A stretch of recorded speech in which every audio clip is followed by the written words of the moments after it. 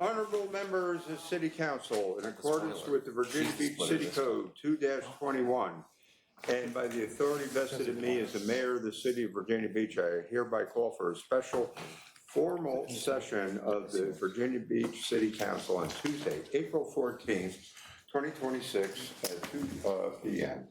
City Council Conference Room 2034, Building 1, second floor, 2401 Courthouse Drive.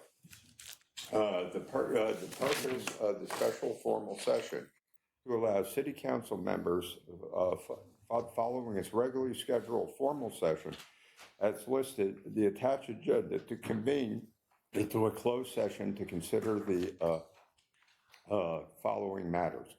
First of all, legal matters, Atlantic Park and also oceanfront public safety, and then publicly held property in District 2, personnel matters, city council appointments, boards, commissions, committees, authorities, agencies, task force, and appointees. At the conclusion of the closed session, the city will reconvene into open session for purposes of certifying the closed session.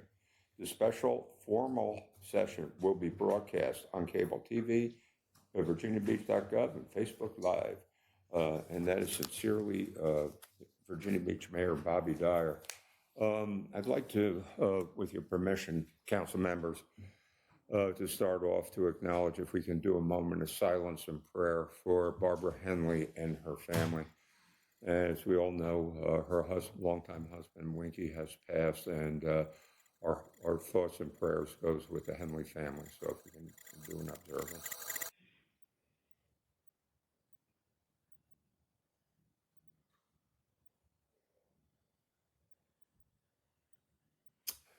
Okay, thank you all very much.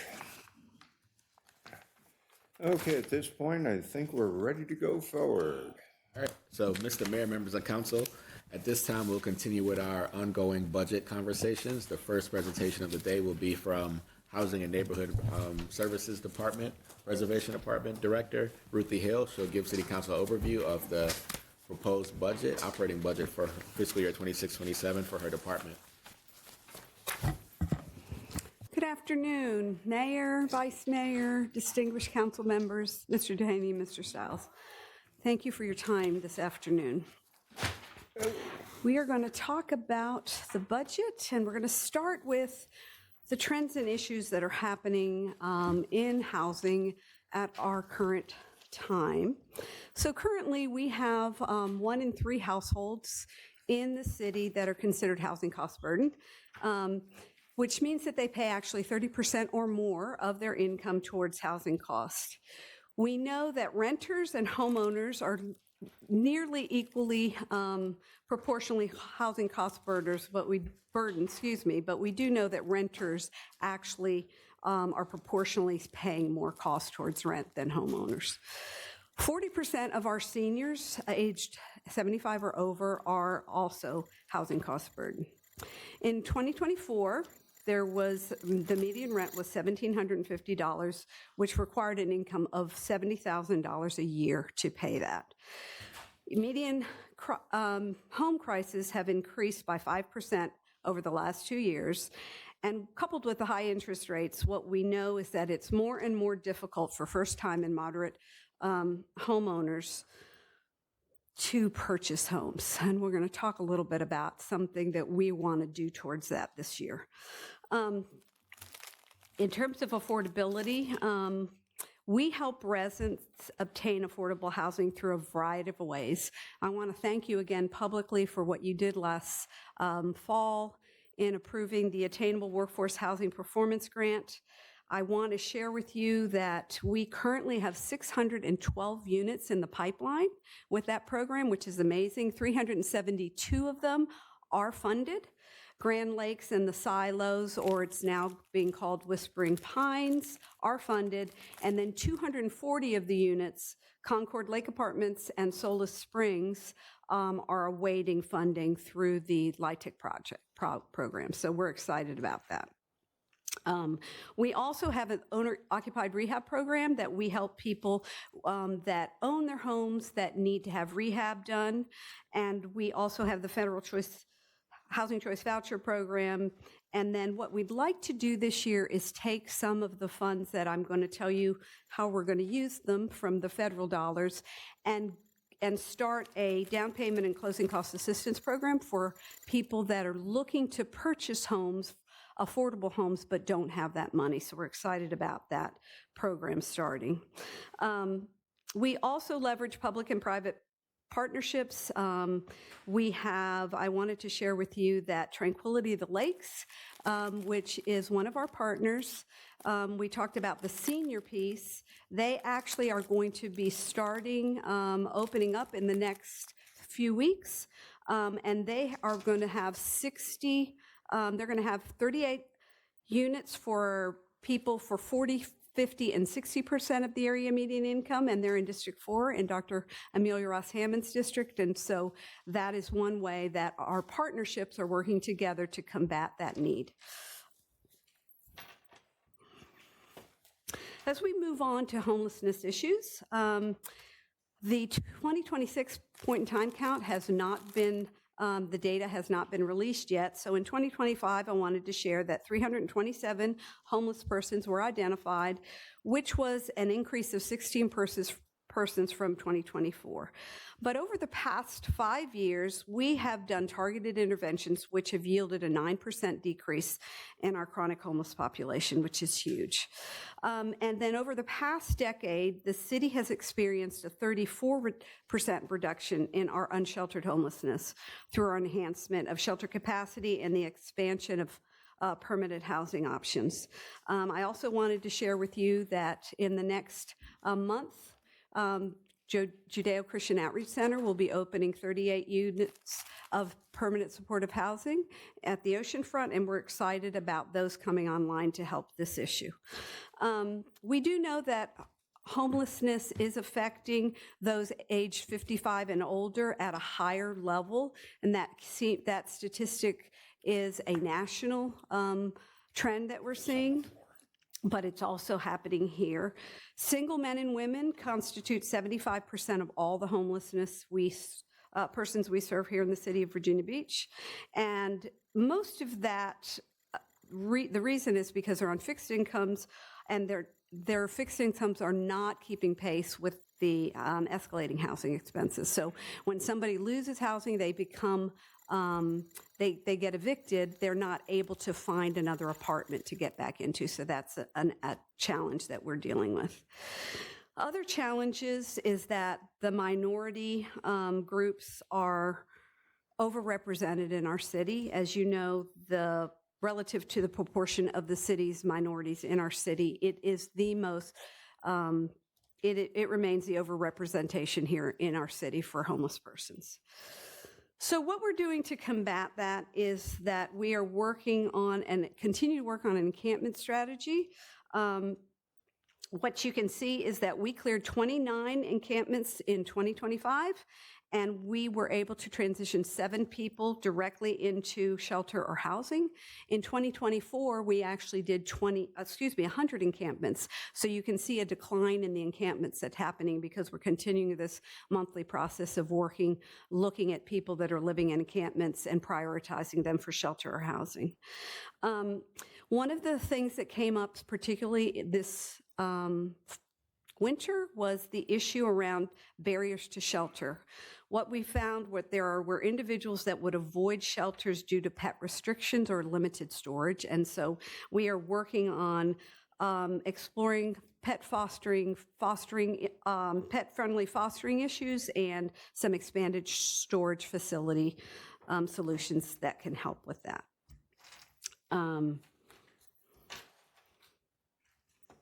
All right, so major budget changes for my department this year is that we are requesting in service level 3 to fund at $110,000 a City Detect pilot. City Detect is a platform to evaluate the effectiveness of an AI-driven imagery for proactive code enforcement.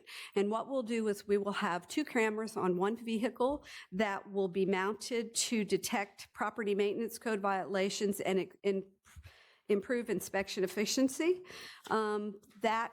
the reason for that is that it can pinpoint potential code violations, and it could reduce travel times and the need for patrol. We have inspectors in every precinct. And if we're able to integrate this with our inspections database, it could streamline the processing of notices, notice of violations as well. So we're looking forward to that.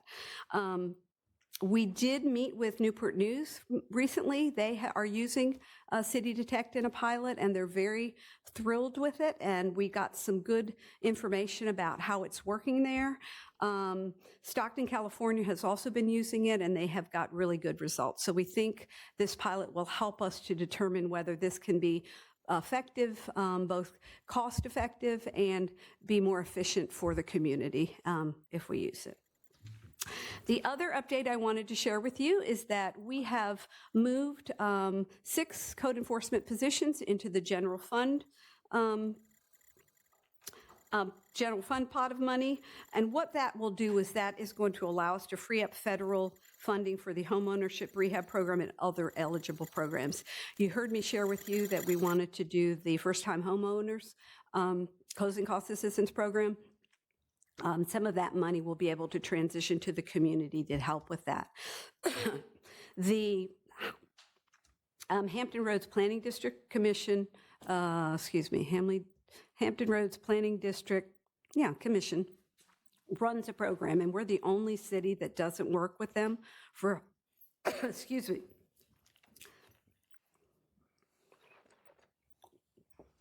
I got a tickle, for closing cost assistance and down payment assistance. I was at a meeting 2 days ago there, and they said they get more calls for City of Virginia Beach than any other city in the region, and so we want to partner with them for that. Excuse me.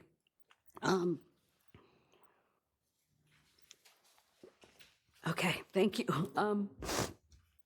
I do want to share with you that we just this week received our funding allocation from the federal government, and we got a 3.39% in our community planning funding, which includes HOPWA, ESG, CDBG, and HOME. We have not gotten our allocation for our housing choice voucher. We should be able to work with the budget office during reconciliation for the CPD funding, but we'll have to come back to you for council approval because we haven't, after the budget has been approved, because we have not gotten the housing choice voucher allocation yet. So that is my report. Questions for me? Okay, any questions? Okay, let's go Hutchins, Stacy, and then Jennifer. So, thank you, Director Hill. Appreciate all that y'all are doing. Getting way up there at the top, one of the departments that really excels, in my opinion. Thank you. When you talk about the finances for the first-time housing and trying to do that, is there a number? Is there a goal? How does that work with HRPDC? And that's how you do it. Just say HRPDC. Don't try to say that. I can't do that right. Thank you, HRPDC. But can you give us just a little bit more of what that looks like? Because that's an exciting program. So it will depend on how much they need in closing cost assistance. We expect to maybe do 4 or 5 families. Our goal is to put $200,000 towards that program, but because of the cost in Virginia Beach, it's not gonna serve but a small number of families. Yeah, it's almost like hitting the lottery, isn't it? Yeah.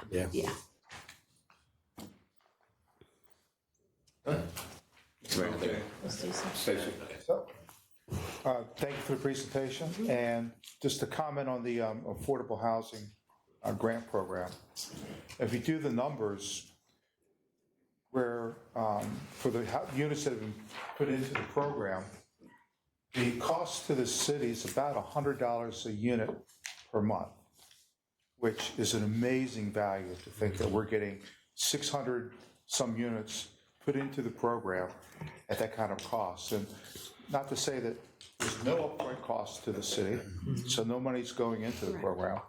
There's no maintenance, no insurance, no upkeep, nothing the city has to do once this has been, unit's been put into the program. So it's just, this has just been a home run. It has And been. it's a Great program. Thank you for bringing it to us because it is it's one of the solutions Yeah. to an ongoing problem. Thank you.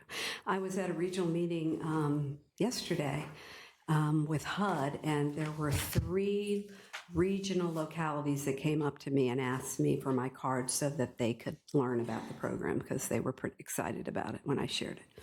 And when I say that the cost is $100 per unit, it's not that the city has to pay out $100. It's just that in foregone, real estate tax revenue would have been but for revenue anyway. So it's just this incredible program. Thank you. Thank you. You guys were the ones who approved it. I appreciate that. Okay, Jennifer. Thank you, Mayor. Thank you, Director Hill. I know that there had been a gap between the number of residents who are on the seeking assistance with the housing choice voucher and the number of available units for rent. What is the status of that? Are we offering more units? Is there still a long list for Yeah, those? so the waiting list remains closed. We have begun this past year trying to quarterly begin to purge the list. What happens is people go on the list and then they get lost. We can't find them. And so we need to purge the list more often than was happening so that we keep a list of a realistic list. We're trying to get it down to about 2,000 people, which sounds like a lot, but right now it's at 10,000.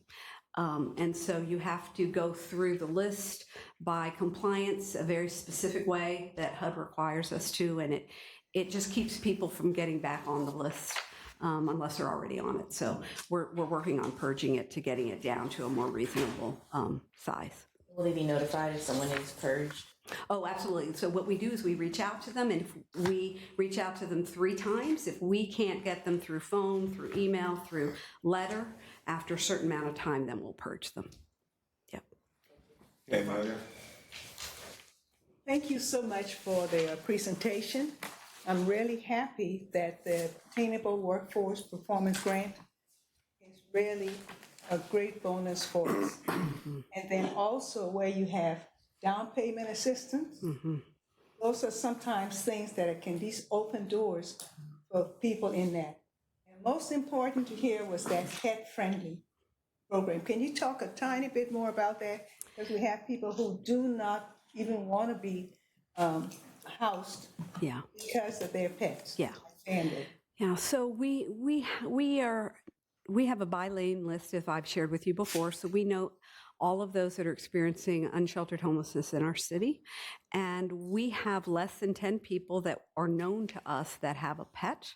And what we found out is that there are people that cannot or will not come into shelter with a pet. So we're working with the city of Virginia Beach, Animal Control, as well as some other providers to see if we can do a fostering program. So during sheltering events like what we had with the winter shelter with the weather in January, that we could get people to come into shelter during that time, or even if people would come in and they could foster their animal for a while.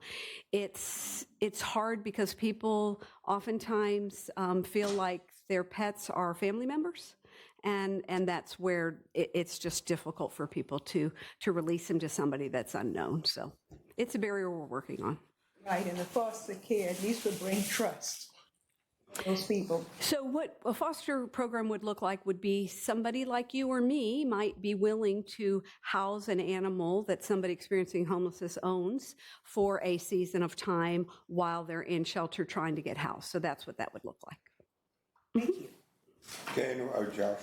Thank you, Mayor. Just really quick, will we receive, I guess, in the future, or will the public kind of have a better sense for how the City Detect program would work in case people have questions about that? Yeah, so once the pilot evaluation is completed, then we're going to sit together and talk about what kind of notification we need to do, how we need to communicate with our citizens about the program. Anyone else? Thank you for doing such a magnificent job. You and your entire staff, I tell you, you're doing God's work, and we appreciate it. Thank you. And it is indeed my staff that is doing it. Thank you so much. All right, so Mr. Mayor, members of council, will be joined by Director Eileen Smith. She'll go over the Human Services proposed operating budget for fiscal year 26 and 27.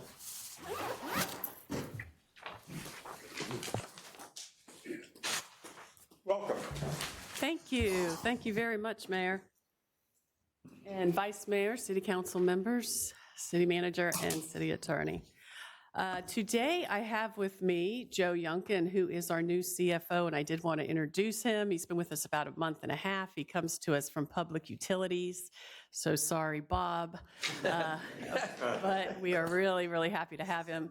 He's already doing dashboards for us, which is changing the way we look at our finances, and so we're real pleased that he has joined us. I would also like to thank the Human Services staff before I get started. They have been through quite a lot of challenges that you're going to hear in this presentation, some of the big changes that we have, and they are adapting so well. So a big thank you to Human Services staff. I did put on your tables a resource guide, an updated resource guide for this year, as well as a couple pins. It is Child Welfare Prevention Month. So you have a little pin. Yes, there you go. I know you like the pins. So there you go. All right, yes, I like it. Yeah, I know. And there's also a Human Services one for you. Okay, so today we're going to talk a little bit about trends and issues in the Human Services Department. And of course, we have a lot of things going on.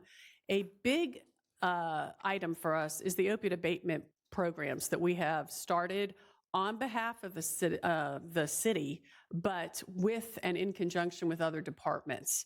So the behavioral health team actually works very hard to get all of these programs together, the applications together.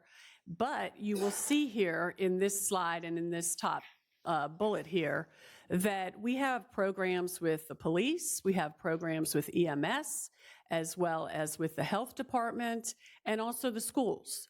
So there is a Recovery Harbor Hope School that opened up in Chesapeake, and the last numbers that I heard was about 11 students were in that program, 5 from Virginia Beach, 5 from Chesapeake, and 1 from Norfolk. And they expect to have about 25 kids that'll go through that program. The Teen to Teen social media program, which is with the health department, is a campaign where we actually have teens put out social media so that the other teens get interested. It's a little different when teens talk to teens as opposed to adults talking to teens about substance use. EMS, the program that they are doing is called Next Steps. It was called initially Impacts Program, but now it's called Next Steps. And they have seen probably about 25 citizens in the city. What that program is if someone overdoses, but it was considered accidental, then they go out and they do more education with them about substances and try to give them a little bit more tools in their toolbox to understand what they're doing, what they're taking, and what the effects will be. So 2 of the other items under the opiate abatement bullet that I want to talk about are the vans. So we are doing a van for prevention, our prevention program. This would be a van that would go out to Parks After Dark and to other events so that people would see the Human Services logo, the city's logo on there, and it says Prevention in Motion or something like that on it. And then there's also this regional collaborative program that we have done with 4 other cities, and that's called the WOW Van, Wellness in Motion, or Wellness something. Okay. Anyways, it's called the WOW Van. That's how I remember it. And it's going to be a treatment van where there will be a doctor on it, a nurse on it, and our clinician on it. We will get that van 1 day a week, and the other cities will get the van the other days. And so we would also try to schedule that where we have more of a big city event. It is, when you think of this, think of a big RV going down the street. And so you're going to have a side where someone could come in and actually get a physical, and then a side where someone can talk about using substances, and that's where our staff would be. That's in collaboration with Centera as well. So both of those vans will probably be on the road in about 6 months. And finally, these programs, a lot of them, we are continuing into the next fiscal year. You have to, again, apply for everything. But our goal is to make sure that we're doing things with other city departments and other city agencies as a collaborative for these opiate abatement funds. The next big item is under social services, and that is the Supplemental Nutrition Assistance Program. So in our city, we have about 28,000 to 34,000 on average monthly citizens who are getting SNAP. This would be, in the past, you would think of it as food stamps. This program has an incredible amount of changes that are coming this year from the federal government for the most part. One of them is that there will be a difference in the work requirements. Whereas Medicaid never had work requirements, and now they do. SNAP had work requirements, but the age limit is going up, or the age of the person that they will have to work will be longer. So it used to be up to age 55, now it will be up to age 64 that you have to work. The working is an 80-hour-a-month requirement. And so that is a big change for that program, as well as this error rate issue. In the past, since the 1960s, the federal government has always paid 100% for this, related to whether or not your state had an error rate or not. Some states have very low error rates. There's about 6 in the nation that have under 6%. But any state that has an error rate that's over 6% will have a requirement for their state to pay a portion now that was historically not something that they had to pay. So that is something that we're watching the state budget on to see how that goes in the next month here, in the next couple of weeks. And you did see and heard from Brent that it was in there, in the House in particular. So the next item would be Medicaid eligibility. Oh, well, let me say one more thing about the SNAP. The part about that cost share requirement is effective this October of 2027. However, in October 27, they will be looking at this fiscal year's error rate. And currently, the state's error rate is 10.49%. So what that is an equivalent to is $180 million. Medicaid eligibility. So for Virginia Beach, we have about 88,000 citizens or residents who are on Medicaid, and about 26,000 of them receive the Medicaid benefits through the expansion program.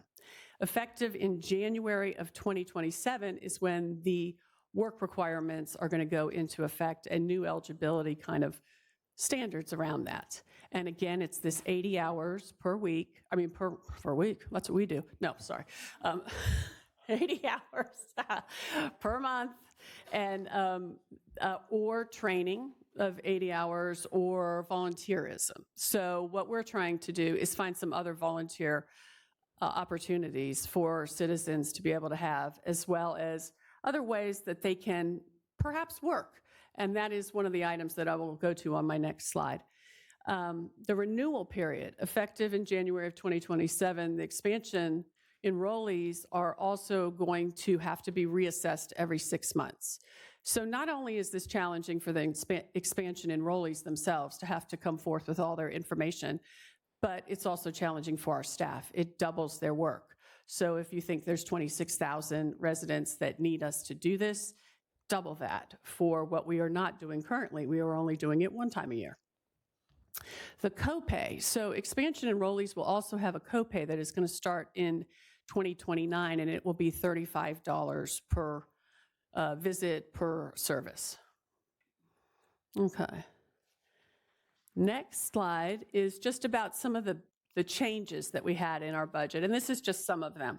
So in order to kind of support ourselves in what's happening with the changes in the benefits program, we did ask for one family support specialist and some benefit program assistants, 2 of those. That's actually rather low for what I need, but I didn't feel like I could come forth to you asking for more positions when I still have some vacancies in this program. So I have about 11 vacancies I'm still trying to fill. If I was able to fill those vacancies, then I would probably come back and do an assessment of what our caseloads are, because our caseloads are running 1,100 to 1,300 cases per staff member, and they should really be in the 700 to 800 range. So once we get 11 positions filled, then we will relook and see what we need to do in the next budget cycle. But for right now, we're asking for a family support specialist, and the state will pick up approximately 65% of this position.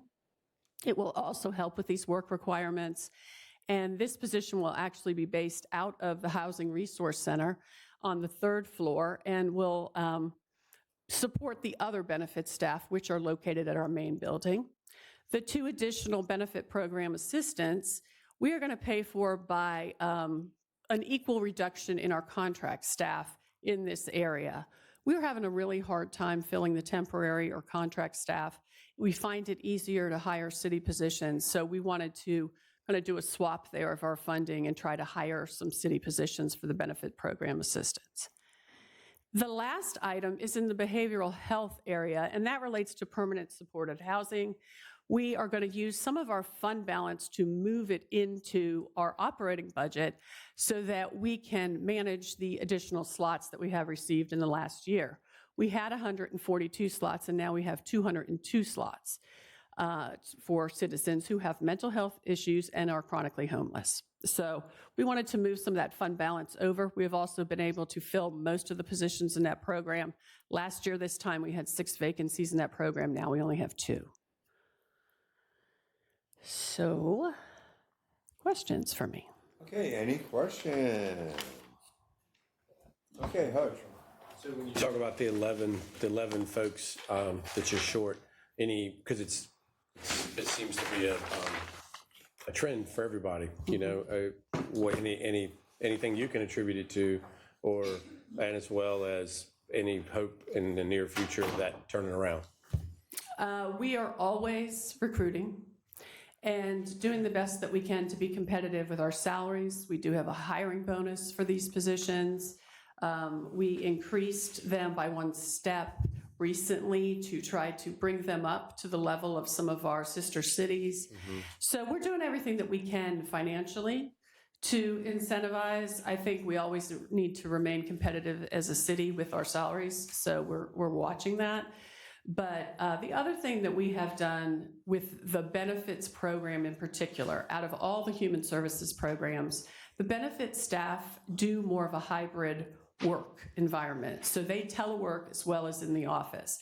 We do not need them in the office every day to know they're processing applications, and that seems to work much better for their lifestyle. They're very pleased that we have retained that hybrid workplace for them. So that has also kept us pretty competitive.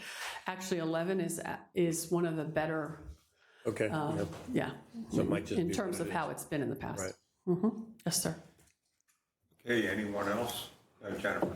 I don't really know how to frame the question. I'm thinking about sort of as the changes to SNAP and Medicaid come into effect, and the number of individuals who have received those benefits will decrease because of the change in the policy.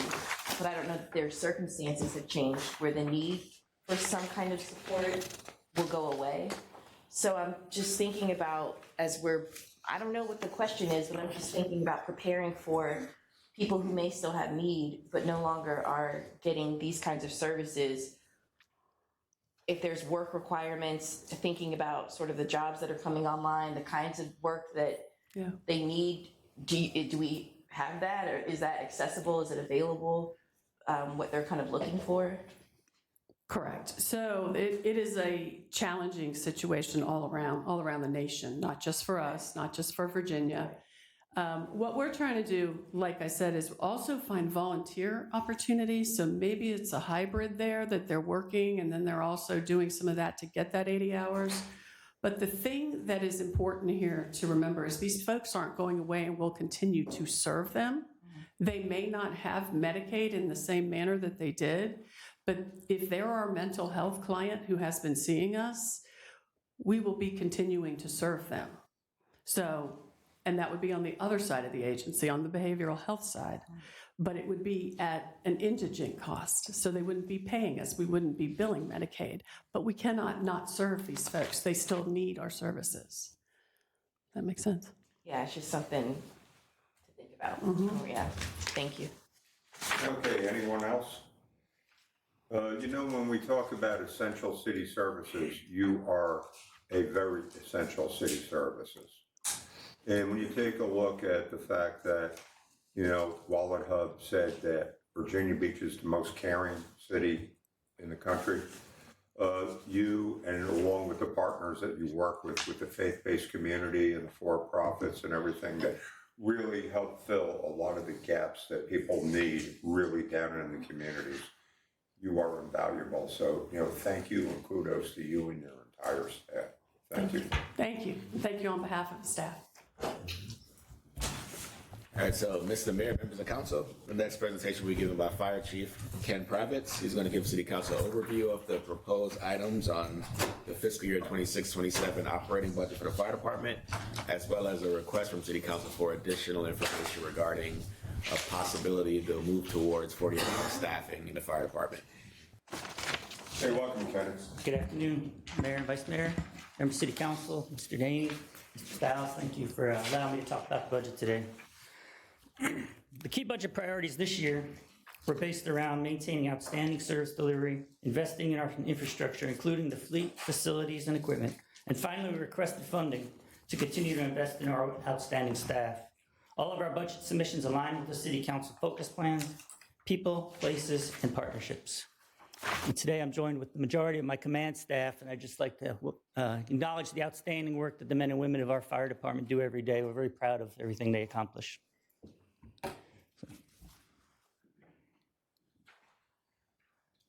Okay, the trends and issues. The big three trends for us this year were firefighter health, staffing, and to deliver on our mission and supply chain challenges. On the matter of firefighter health, we're working hard to reduce the exposures and toxins as best as possible in our profession. Currently, we have over 40 firefighters that are working or have worked for the Virginia Beach Fire Department that have cancer diagnoses. In the partnership with risk management, we've begun advanced health screening, and we're seeing results. Roughly 60% of our staff have already participated in these advanced screenings, and the department is forecasted to have all of the members completed by May. This is a major improvement over previous years of us getting our people through physicals. Our members are being identified health concerns, and they're able to take proactive preventive measures to nip these problems in the bud or to take aggressive care. Firefighters are being informed, and they're able to respond to that information. We've also initiated a diesel exhaust capture device on engine 19, which is reducing the exhaust exposure to our firefighters and to the fleet mechanics that work on our fire apparatus. We hope to expand this to the rest of the fleet over the next few years as we replace apparatus, as it is making an additional healthy work environment in the fire stations. And we continue to track the changes in the fire service personal protective equipment. As you know, the protective equipment contains PFAS, and it's a challenge for us. So we're tracking the industry as they make changes to make sure that we can put our firefighters in the most protective gear and still perform our mission. On the staffing front, our lost time continues to be a challenge. We still average about 42 firefighters annually that are assigned to limited or no duty due to injuries or illnesses. This is an average duration of about 99 days. This accounts to about 40,000 hours of lost work, or $1.6 million in salaries that these firefighters are not able to perform their work. So staffing shortages are also caused due to daily leave, family medical leave, and military duty. Due to the support of the City Council, I'd like to say thank you for that. In previous budgets, you gave us 60 positions. That has having a very big impact. Our overtime is down 50%, and our mandatory overtime at the end of the calendar year last year was down 80 to 90%. So thank you for investing in the positions to help us get the mandatory overtime down. 17 firefighters just graduated. I know some of you are there, and I appreciate you coming. We appreciate the firefighters taking the step to join our department. We have 35 vacancies today. And the end of the month, we're hoping to hire 42 firefighter recruits, and they expect to start the academy at the end of April. Application loads are still below where we'd like them. Our applications are still trending 200 to 300 below the police department, which is a very concerning trend. We are tracking what the police department is doing to see if their recruitment efforts increases the applications and results in successful hires.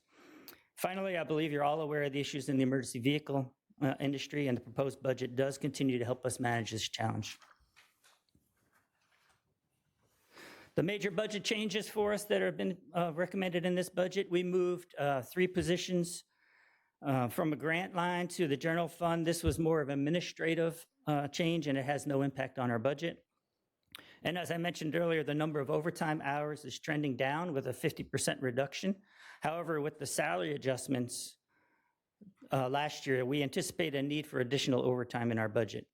I'd like to remind you that we pay for holidays, FLA cycle pay, and other expenses out of this budget line, so it is not just mandatory staffing that impacts our overtime.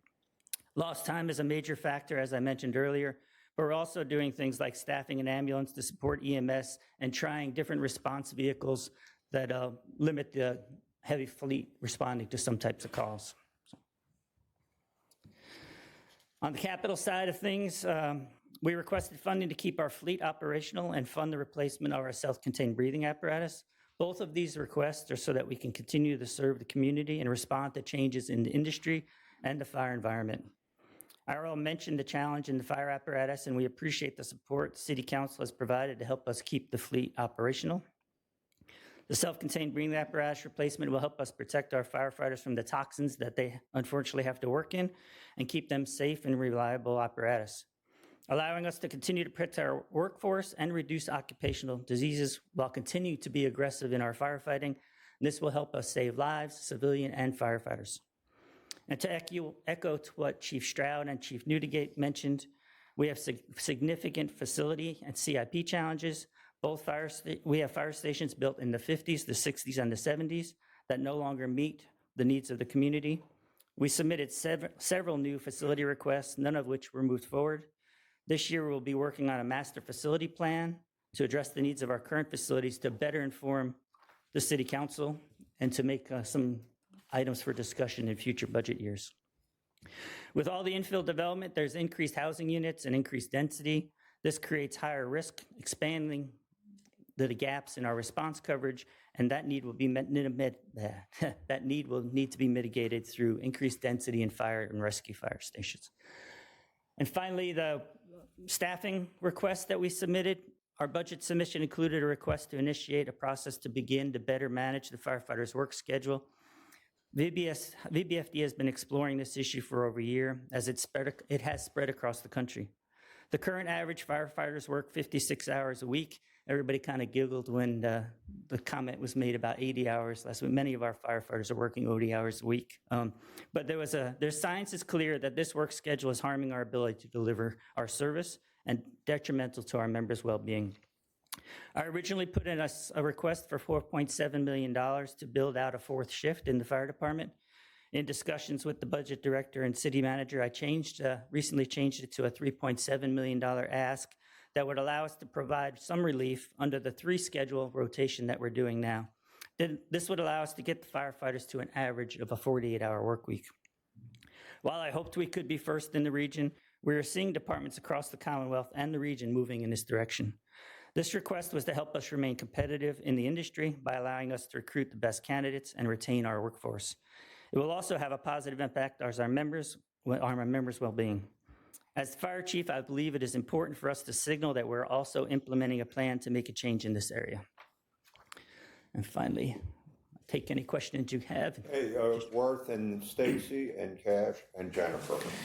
Thank you, Mayor Dyer. Thank you, Chief Privates, for the presentation. And first, before I get to my 2 questions, I did do a ride-along last Saturday.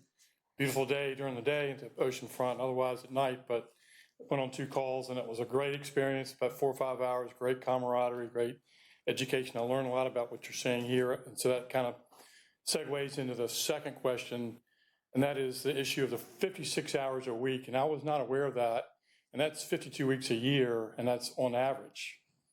So I hear you, this potentially could compromise their ability to serve, and so I do think we need to address this issue that you have asked for, and I don't know about this year, but I do think that it comes back to recruiting and not necessarily pay, but recruiting more engineers. So I think we should be trying to address that. I appreciate that. The science is all saying that the recovery time is so important, and that's what we're trying to work towards, is increase the recovery time. Our firefighters work an average of 364 8-hour shifts a year. So it does accumulate, and it's a lot on them. And several of those are 24 hours on.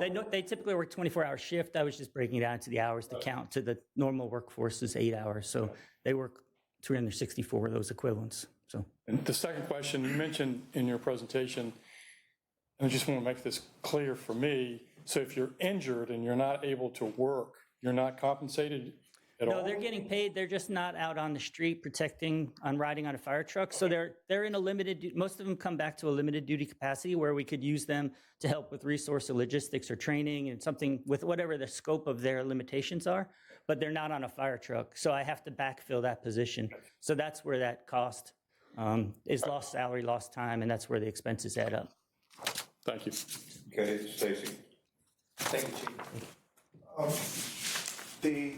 Our emergency service, all of our emergency service personnel, the idea of holiday pay not really being much of a benefit for those because they're working holidays anyway. Do you see validity in examining the cost of changing the way they're compensated for holiday to flex days? Is that something that would be beneficial? I think many of the firefighters count on the holiday pay. And so we still have 3 flexible holidays that when the city transitioned, we maintained 3 flexible holidays. But I do think many of our members count on the holiday pay. So I think that's a bigger discussion. I'm probably not really ready to answer. Okay. Cash, Jennifer, and Rosemary. Chief, I'm thankful for your presentation. Thank you. I'm thankful for Stumpy Lake, Station 19. It's in my district, and they play a large role in community involvement, right? After hours or during work hours, and when children are getting off their school bus, that's sort of a drop-off point for the kids to sit and to their parents pick them up. So that's a safe environment for our community. It's become a pillar in Virginia Beach as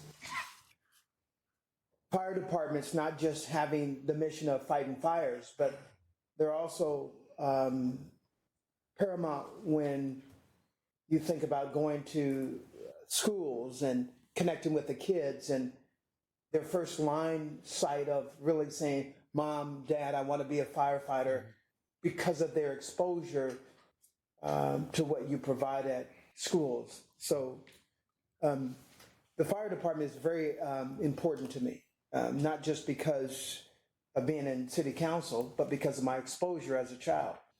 So in plain words, Chief, could you tell us again what you need from city council? Well, I look at my boss and see if He's pulling his belt up. I'm not sure what that means. That's a tough one. No, no, I'd love. You can write it down. Write it down. No, the council has given us the money towards maintaining our fleet, and that's phenomenal. I really appreciate that. The industry is transitioning its work schedule, and I think that we need to keep pace with that. And my ask is that we start going down the path of maintaining competitiveness with the industry. And that means for me building out a 4th shift at some point. I know that's a big ask. It's like $15 million to get there. So if we could incrementally start down that path, I would really appreciate the support from council. You've been phenomenal with our health screening. You've given us a lot. The cancer screening, you've invested in our apparatus. You're investing in our equipment. And I really do appreciate what council's doing for me. I think going forward, to maintain a competitive recruitment situation, we're going to need to start transitioning the work schedule away from the 56-hour work schedule. Thank you. Hey, Jennifer, then Rosemary. Nice save. He's the chief. Once they look at his teacher, right? Everybody would have seen it. Wow. So, hi, Chief. It's been brought up already, the shift to the 48-hour schedule, and you'd mentioned the challenge in recruitment and retaining people once they're in the program. Is it Norfolk that they're going to 42 or 48? The city manager announced that they're working towards a 42-hour work schedule. They're going to add a 4th shift, and I don't know exactly what phases they're going to take when, but they are moving towards a 42-hour work week. Norfolk already has their paramedics on the 42, and the Department of EMS in our city has our paramedics on a 4-shift rotation. So it is a trend that's just happening. And yeah, of course, I wanted to be first. I didn't want to be responding to somebody else in the region, but Norfolk, the manager, has announced that it's in its budget to start moving in that direction. Yeah, there have been ongoing conversations on this issue, so thank you for that information. And one of my bigger questions was how the fire department, their structure was so different from the other emergency services that it became this 56-hour, 48-42, and how do we get all of these different departments in alignment so that we don't have these challenges where HR is more complicated and paid time off is more complicated because you all are doing something completely different from your peers in other emergency services departments. So I'd love to see us get to something different away from 56. I recognize 42 is going to be a really big jump for this budget, but I'm in support of looking to see what we can do to reduce it to 48 and to try to just get y'all into parity with what the other departments are doing. Thank you. Hey, Rosemary. I think it's pretty obvious that this council and previous councils have been extraordinarily supportive of our fire department and all of our public safety. We appreciate you tremendously in what you do, and you keep our city very safe. And I wanted to appreciate also the tour that I took of the structural collapse. That was absolutely fascinating. Yeah, I'm glad you were able to make it. And Chief Pravis and I, we talked about this proposal when I came out to visit him, and this is a whole big shift in philosophy, and we're being asked to make it in a very short amount of time, which it's a really big decision to totally change how we're doing things in like 2 or 3. And I think there's a whole lot of things that complicate it more than just the hours and the money. There's a lot of other things too, and I might get Patrick to speak to that. I think this council has shown that we're good for our word. We've been very good for our word in the past. When you wanted 60 firefighters, you said, well, that's a lot for 1 year. And I think this is an ask of 56 firefighters, by the way. So we did 31 year and 30 the next year. Yes, ma'am. And then we found out that we really weren't paying enough money to our public safety. So that year we promised we would do a market salary survey to find out where we needed to be. We did that, and we came through for that. So, of course, we're spending $19 million on fire apparatus and gear, which is pretty amazing. It shows a true dedication. So I think what we might want to consider in this reconciliation is to look at this, because it's a big policy change, to find out, what's all included and what's all needed to happen, and what steps would need to take place, and to look at that so that we know what we're all getting into without making this huge step all at once. And Patrick, would you mind talking about the different aspects of this that it affects? It's not just hiring more people.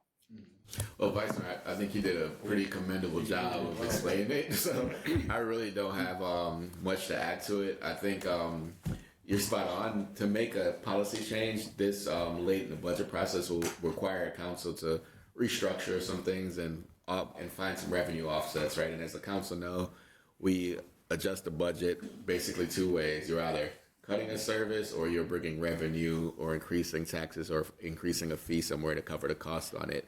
I think ideally we would have some time to study this as a fire department and a budget staff, and then bring council back a proposed conceptual plan consideration on how we can cover the costs and all the different impacts associated with going to 48 hours.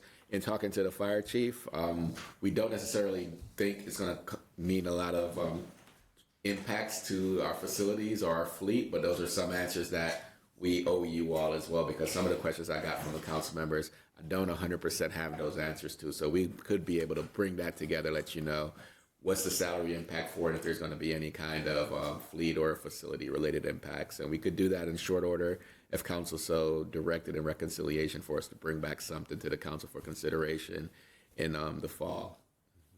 Thank you so much. And I don't think we're in a race with anyone. I mean, Norfolk may be looking at this, but even if they do implement it, it's going to take them a while to do that. So I think that shouldn't really be a big issue for us. I do have a question. If we reduce hours from, was it 58 to, was it 56 to 48, does that have an impact on each person's take-home pay? No, I mean, our expectation is it would not. Their annual salary would stay the same, and their hourly rate would change because our hourly rate is calculated based on the number of hours they work. So our firefighters actually get penalized for working more hours because they get a reduced hourly rate. So their hourly rate would actually change, but we think it's a net neutral because the holiday pay would go down and eventually the cycle pay would disappear. And the cycle pay is about $1.6 million a year. So we think there'd be enough offsets to make that neutral, but that's our general Yeah, and I think that's another issue that we need to make sure we look into before we make this big decision. And not to put words in your mouth, but when Chief Pravis and I talked, he seemed to be receptive to doing this study. We could have it done by the end of the year, correct, Patrick? So I think that might be a good way to look into it because it's a big policy change. We need to make sure we do it. We want to do it right. And as I've said, we've always been good for our word with our reconciliation letter. Okay, Hutch?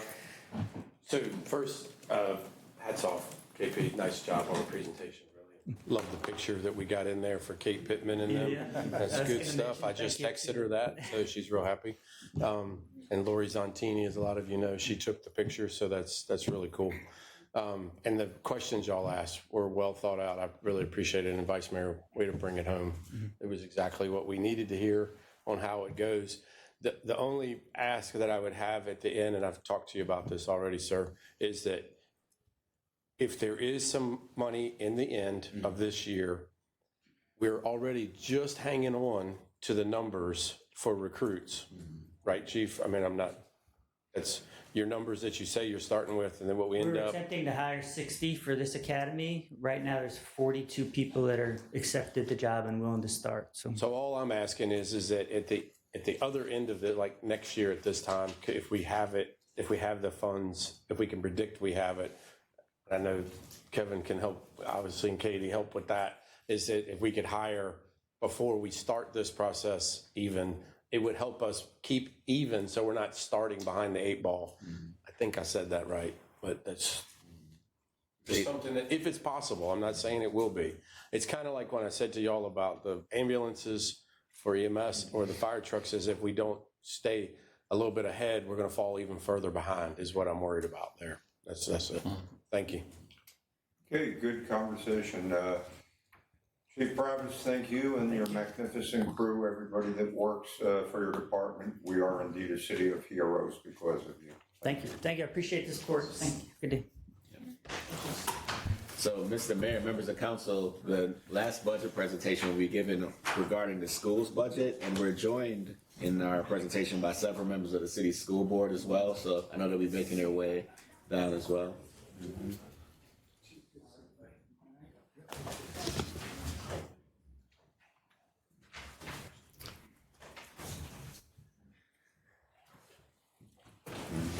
So, Mr. Mayor, before Crystal Pate, the school CFO, kicks off the school's operating budget presentation, I'd like to see if Dr. Robertson would like to recognize the school board members and the members of the key staff that are here in the meeting.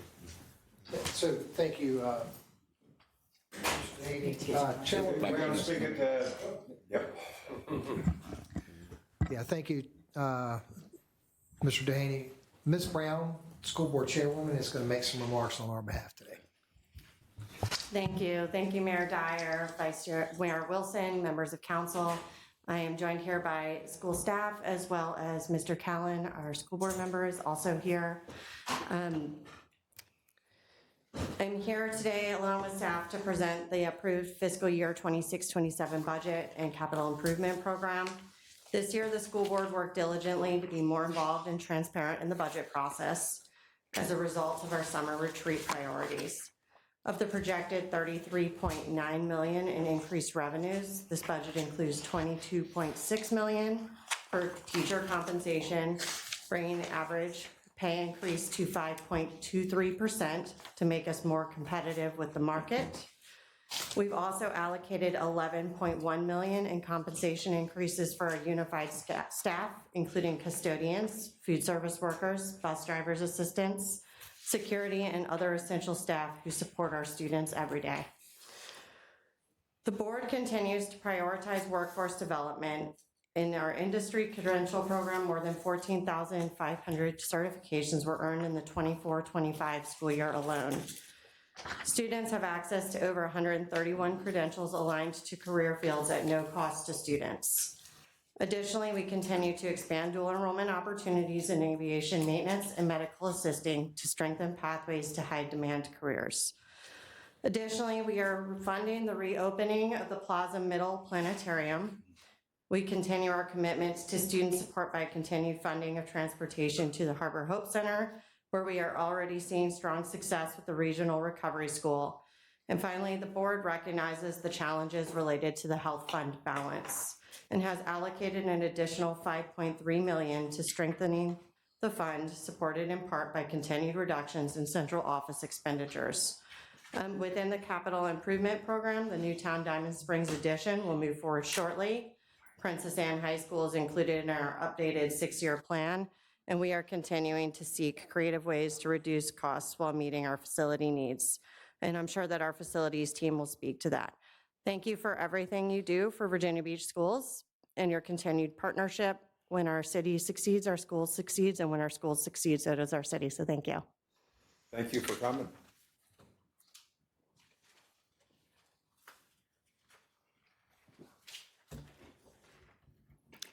So good afternoon, Mayor, Vice Mayor Wilson, members of City Council, and Mr. Dehaney.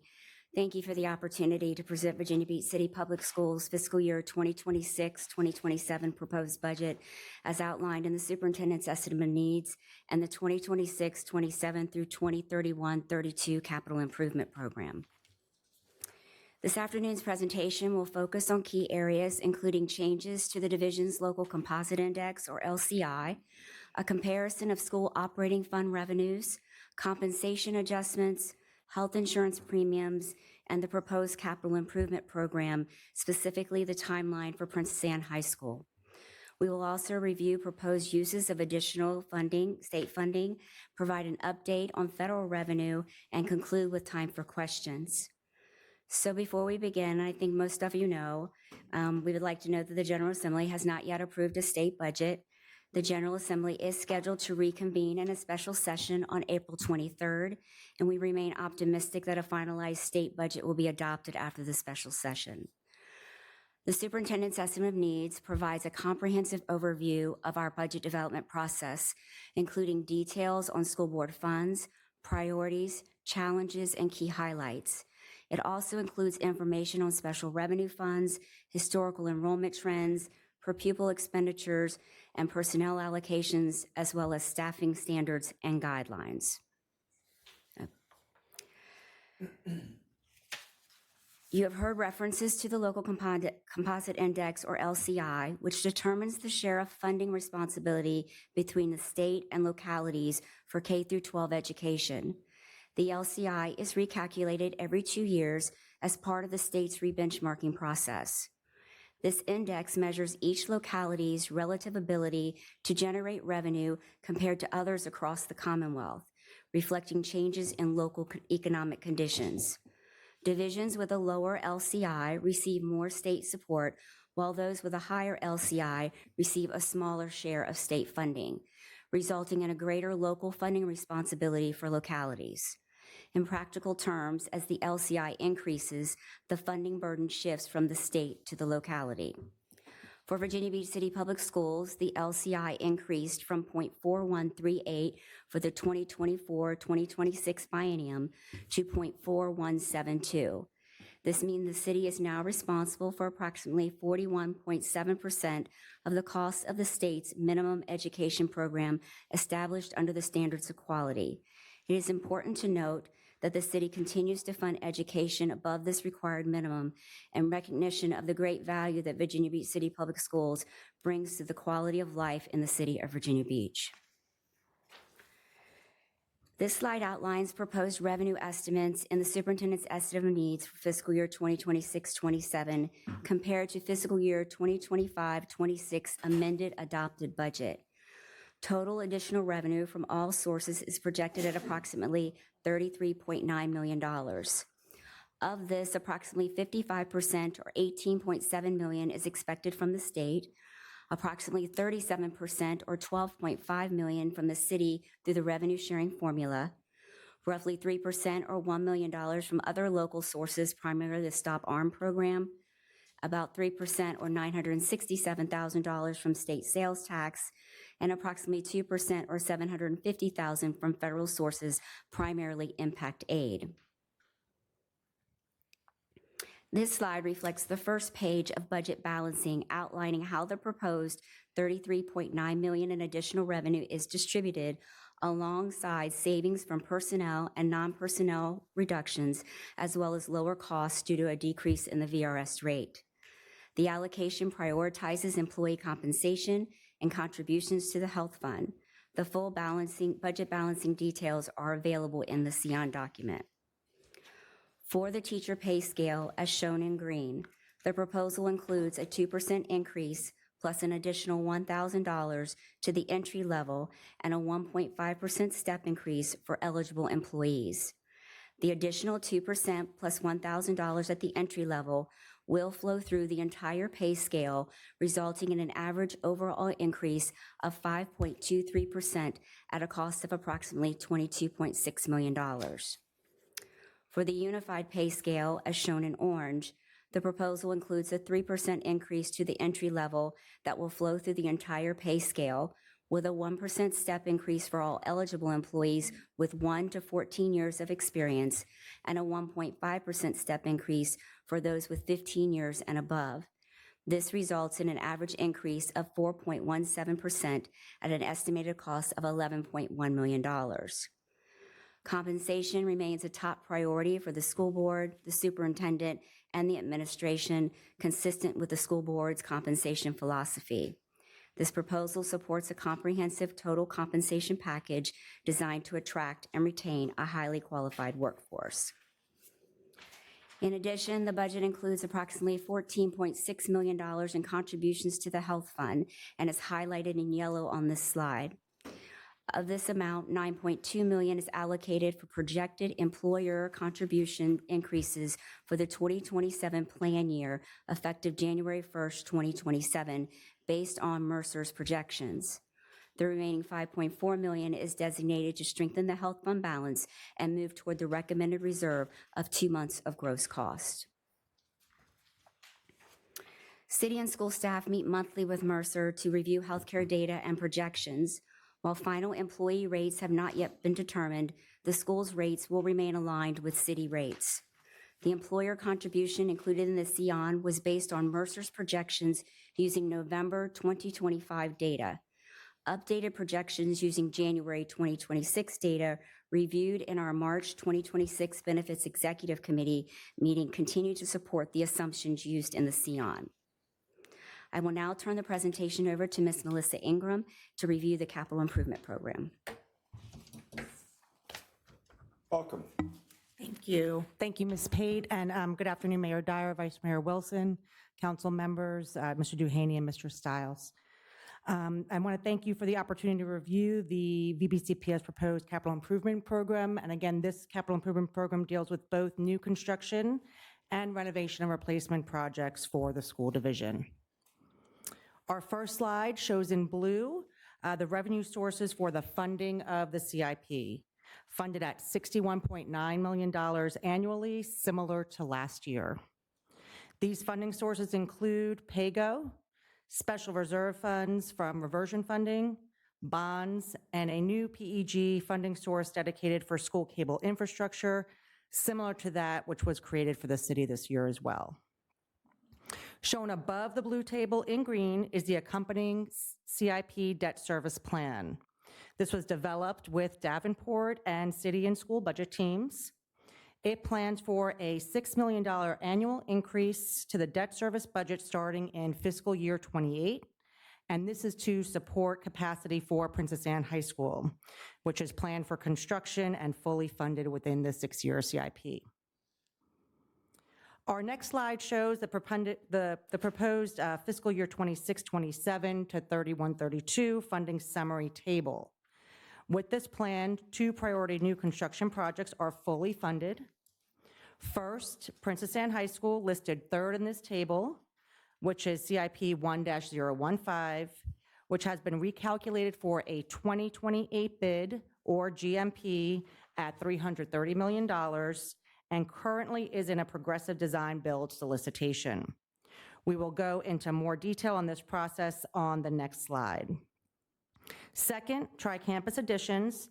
This is listed above the total at the bottom of the table, about the 4th project up, CIP 1-028. This project is on track for construction to begin this summer and to be opened in August of 2028.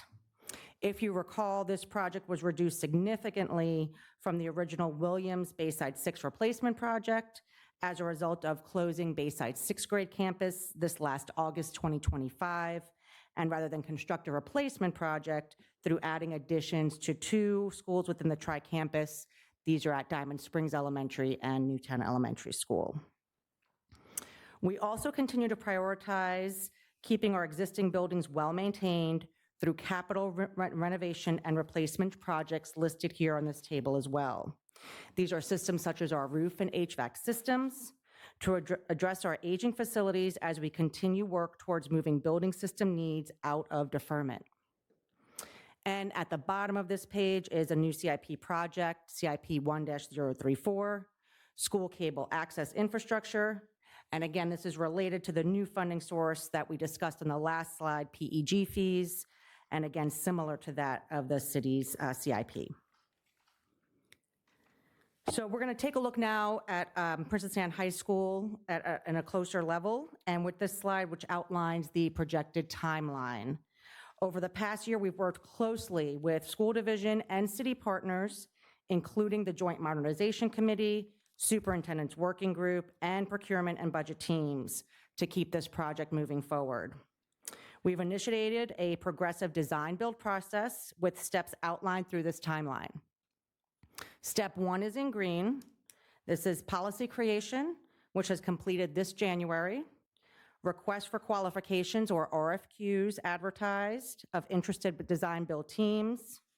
That was advertised this February to March, and we are in the process of shortlist selection of 3 qualified design build teams from those that went for the RFQ. Step 2 in this timeline is in blue, starting with issuing requests for proposals. This will consider schematics for both replacement and renovation possibilities at Princess Anne High School. Then selection of one preferred design team entering into an agreement. Design development first to 20% to determine replacement or renovation moving forward, and then to 70% design. Then to a guaranteed maximum price, which is referred to as a GMP, or an off-ramp if needed. And step 3, our final step in orange, would be entering into a construction agreement for 100% design, permitting, and construction. Again, as the arrow shows, we are currently completing interviews from the RFQ phase, and we're preparing the RFP to issue to those 3 shortlisted teams that come out of that process. After receiving RFP proposals, we anticipate selecting 1 preferred design build team by late 2026, advancing design through 2027, reaching GMP or an off-ramp in 2028, and completing construction around 2033-34. We're looking forward to leveraging efficiencies through this progressive design build process, and thank everyone in this room who has helped keep this project moving forward as we maintain this CIP project as a priority. And with that, I will now turn it back over to Ms. Crystal Pate, our Chief Financial Officer.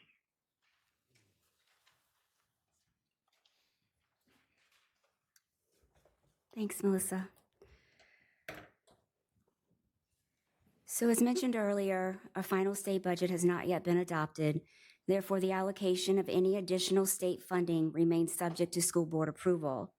Potential uses include PAYGO, continuing services and resources currently supported by the All-In Grant, which expires June 30th, 2026. The funding from this grant focused on the Virginia Literacy Act, tutoring, and chronic absenteeism. Human resources priorities, including increasing the amount of employee professional development reimbursement, updating part-time rates, and alignment of educational allowances with the neighboring divisions. Additional contributions to the health fund balance to further strengthen the reserve, and other priorities as identified by the school board. We also want to highlight a few federal funding areas that may impact the operating budget. This information is what we currently know and is subject to change. Federal revenues from categorical grants fluctuate annually based on funding availability, spending patterns, population changes, and student demographic data. The Title VI-B Individuals with Disabilities Education Grant provides approximately $17 million.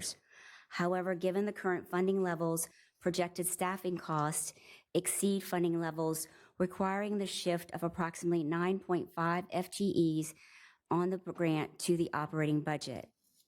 Title I Part A grant provides approximately $18 million for extra support to schools with high numbers of low-income students to help ensure all children can succeed academically. This grant is projected to decrease $2 million due to a decline in the economically disadvantaged student count. The Perkins Grant provides approximately $1.1 million of federal funding for career and technical education programs and is still under state review with allocations anticipated in June. In addition, rising costs and relatively flat federal funding have reduced purchasing power, resulting in an increased reliance on the operating budget to maintain staff and resources. So this concludes our presentation, and we'll be happy to answer any questions that you have. Rosemary, Michael, Josh, Stacy. Thank you so much. It's always a delight to have you come and visit with us. And I know y'all are doing some great things. Your graduation rate is way up, which is to be commended. And one thing that was particularly exciting for me, and this is a little thing, was that you reinstated teaching cursive writing, which I thought was really, I was really happy about that. And y'all are doing really some, you've increased your career and technical education, which we worked very hard on with the council and the school board. So y'all doing some really great things. And I have to tell you, last year when you were here, we talked about Prince Anne High School, and you had some, I don't even remember the date, it was so far in the future. I said, this is unacceptable. And you've really rolled up your sleeves and you've worked really hard, and you've got a timeline to, let's get Princess Anne High School done. I am concerned about the $330 million. It's really a large amount, since the last high school we built was $108 million with Kellum.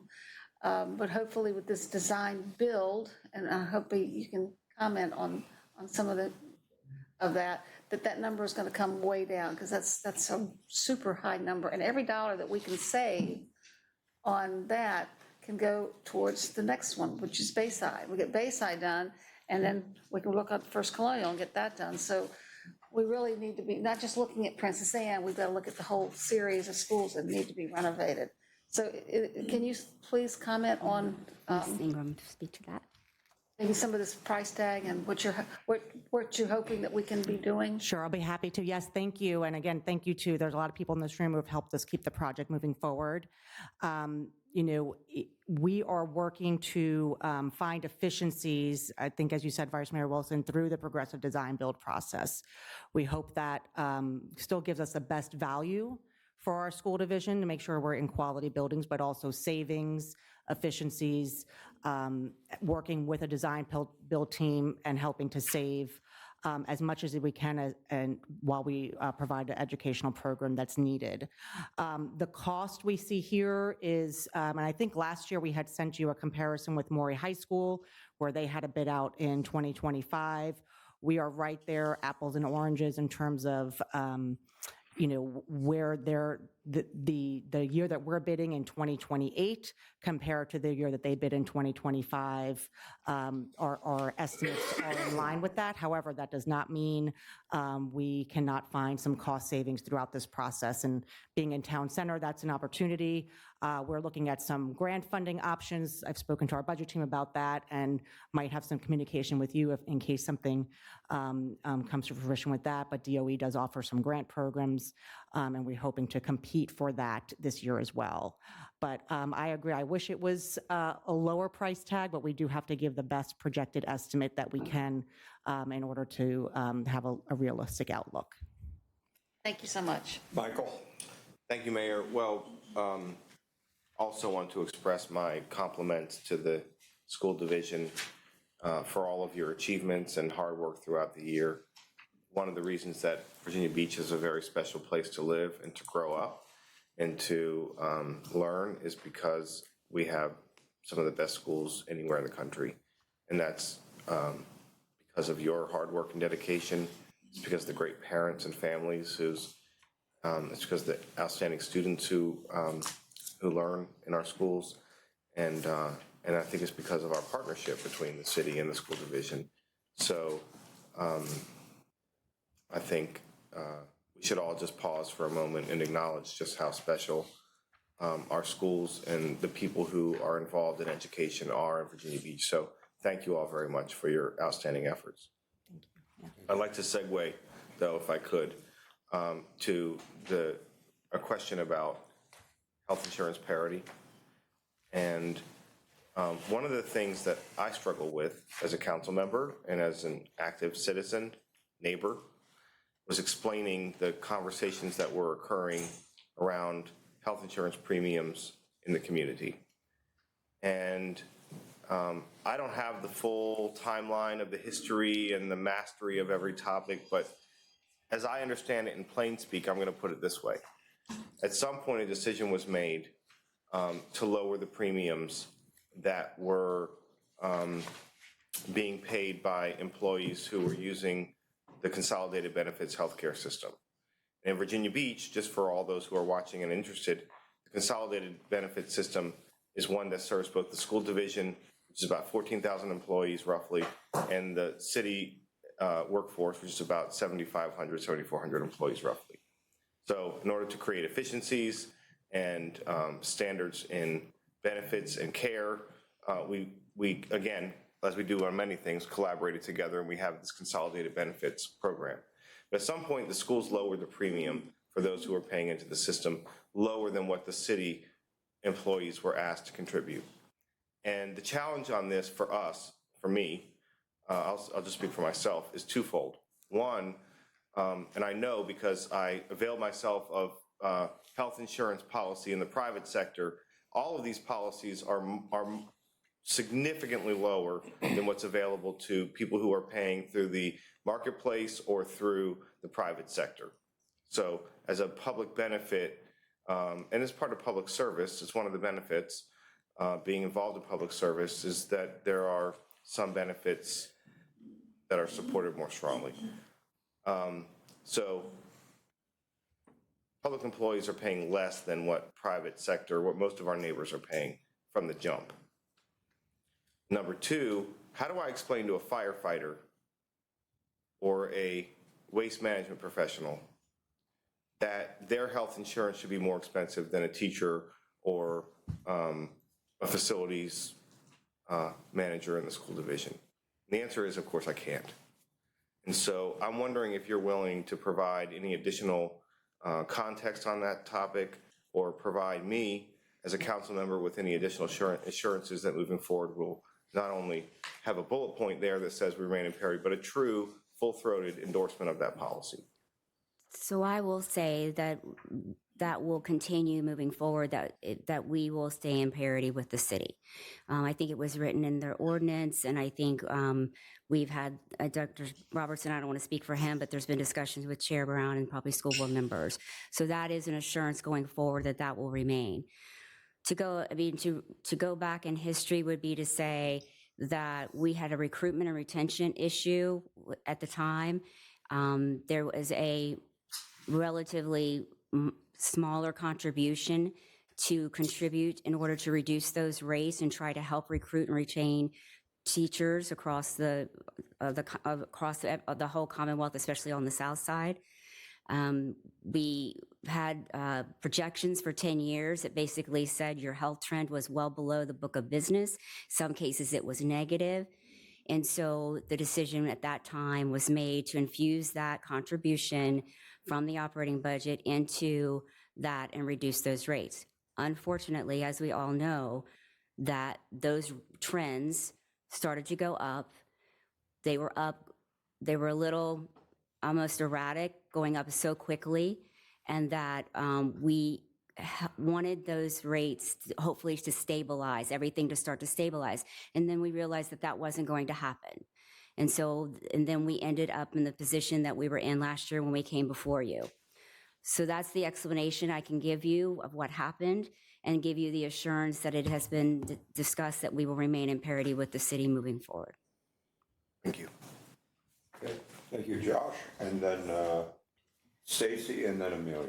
Thank you all very much for your update. I also want to join, especially in thanking everybody on the Joint Modernization Task Force, School Board, City and School staff, Councilmember Cummings and Vice Mayor, to help actually make Princess Anne High School a reality in the next 7 or so years, and fully funded and a living, breathing thing on your CIP is great. So thank you very much. And that serves, I think it's zone kids in 8 and 9, right? So districts 8 and 9, but it serves students citywide because of the IB program, the International Baccalaureate program, and then we've got our special needs program that is run out of that facility. So a lot of citywide benefit.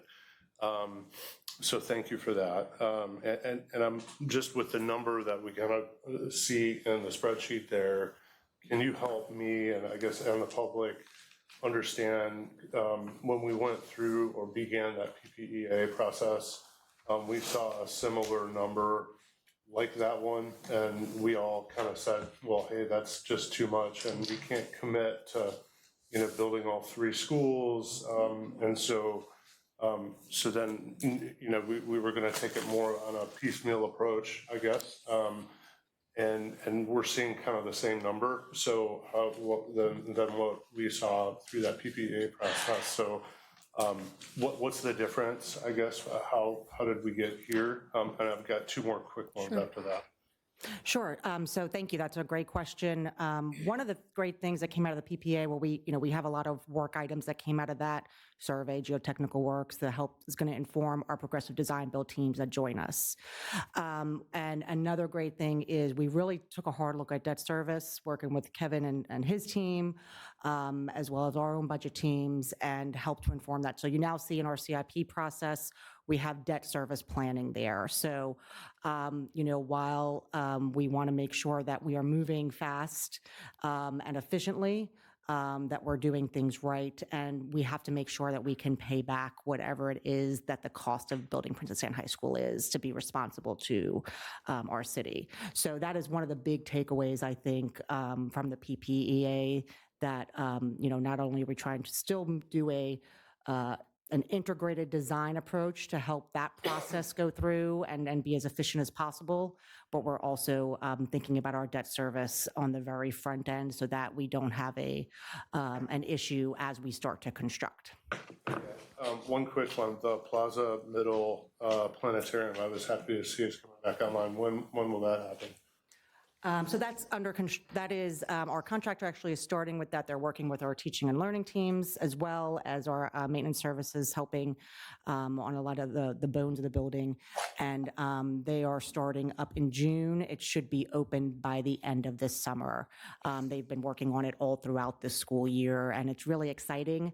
I know both the staff and folks at Plaza Middle School are excited about it, but I hear about students and teachers from all schools are really excited. Last question regarding school safety.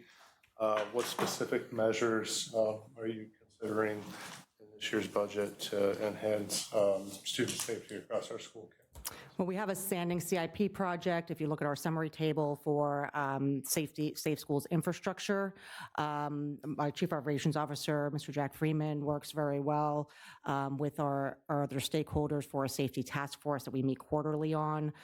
They also are Office of Safety Emergency Management.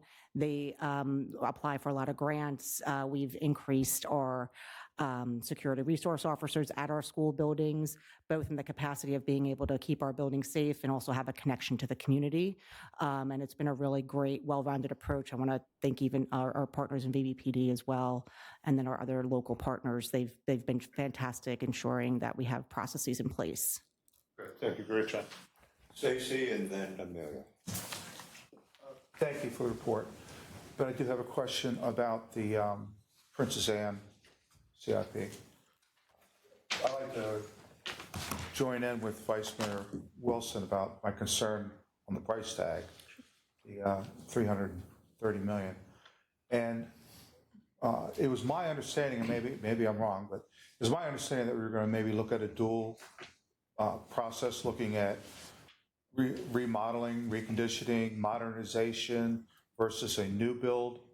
I don't know if we did that process. I don't know where we are in that process, but it seems to me that given the price tag, we'd certainly like to know if we're not going to pursue this reconditioning, why not, and what are the benefits that we can expect from a new build versus a reconditioning of the existing building. Great, that's a great question as well. Definitely, we're listening through those conversations we've had with the Joint Modernization Committee, and then even everyone on our school board and our school leadership teams. One of the great advantages of the progressive design build process is that we can look at cost, not only from a design team's point of view, but also from the contractor's point of view as we go forward with the project. So we were lucky to get a lot of interest in the RFQ process to have to shortlist to 3. We will be asking, when we issue the RFP, for 2 schematic designs, one for replacement and one for renovation. And what that will do, they'll also pair that with a cost analysis for each one, so those 3 design build teams, so that we have that information. When we choose a preferred offerer, we're also going to ask them to continue the process looking at both methods, continue that cost analysis to a 20%. We'll then work with our school board to see the most efficient and advantageous way possible to move forward with that project, whether it will be a straight replacement project, straight renovation project, or as you mentioned, it could possibly be a combination of both.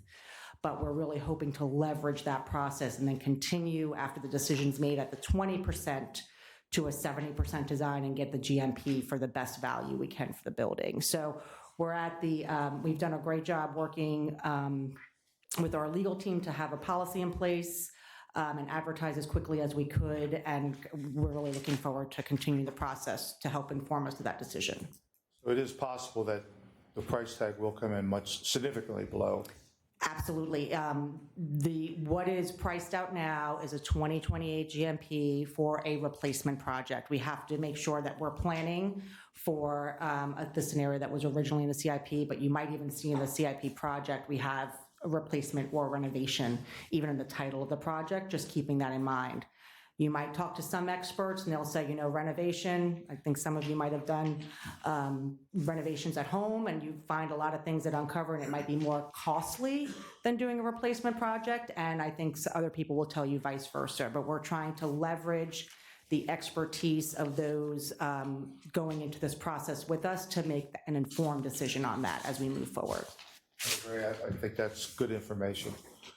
One other question on the health fund balance. There's anticipation of, without further state input to the revenue stream, there's an anticipation of increasing that fund balance, or putting into the fund balance this year about $14 million. And given that, where would you anticipate the fund balance ending up at the end of the year? So I will tell you right now, as of the end of March, before these contributions even happen, we are at $15 million. The 9.2 million of the 14 million. That is going to be through our employer contribution, and Mercer projects out what our plan costs are going to be and what it would cost us based on what we think the employee is going to have to bear based on, again, the parity with the city. So we are in line with that. And then of course the 5.4 is to actually put that in there. So if we've been going up pretty much steadily for the last few months. So if we put the 5 in and things stay the way they are right now, and there's no guarantee, we could be like upwards to $18-19 million. We have a meeting tomorrow, and we're going to actually see some March data. And so at that time, we'll look at those projections and see if there's any adjustments that we need to be making based on those. We look at it quarterly. We also go before school board and update them and give them a financial update as well every quarter, just for the school side, to show them what's happening and where we stand at that point and what the projections are. Thank you. Hey, Amelia. And thank you all for giving us such a wonderful report. We promised to clap, so I'll have us clap now for all you've done. Now, a couple of things. When you talk about the Princess Anne, and remember when we're working hard to do with the tri-campus, I creatively, you all came up with a solution of doing additions instead of trying to build otherwise. Plus, you made several people in the Civic League and so forth happy to do with the Jericho project. So those are a plus, and I thank you. Other area I want to congratulate, it keeps going up, is to do with Achievable Dreams. I was here when it started in 2014, 2015, and there were lots of doubts. As you can see, you're producing outstanding students, and we're happy about that. Finally, I wanted to ask you, if you turn to page, I believe, 12, to do with where you mentioned about Title I, Title III, where is it? Mm-hmm. You said there's a reduction? There's a reduction in the Title I. Title I, yes. Yes, ma'am. That's due to our economic disadvantaged student count going down. So And why? we are expecting, it's just the demographics of the division when they go through and look at the students and where they stand from an economically disadvantaged point, they just have gone down a little bit. So we do, the Title I right now in the federal budget is remaining relatively flat, giving us some additional flexibility. But because of that student count going down for economically disadvantaged students, we do expect a $2 million decrease. And it's just based on the fact that we are not showing as many economically disadvantaged students. So in a way, it's a little plus. A little bit. Mm-hmm. Thank you. Thank you. Anyone else? Okay, thanks a bunch, folks. Really appreciate it. Thank you.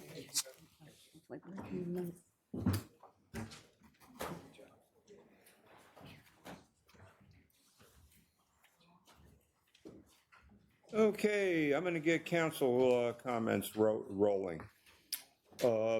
We all know we have a very important topic we're going to be discussing in close today about what we can do to confront with the violence that we are experiencing. Violence that is very common going across this great nation of ours, but we have the obligation to confront it right now. You know, as I said in the press conference yesterday, we now live in a world, in a country, in a nation, a commonwealth, and everything where anger, hatred, violence, and disregard of law are the new norm. And we are not immune from that. But that being said, we are going to confront it. But the thing is, we also have to let people know that we have been confronting this over time.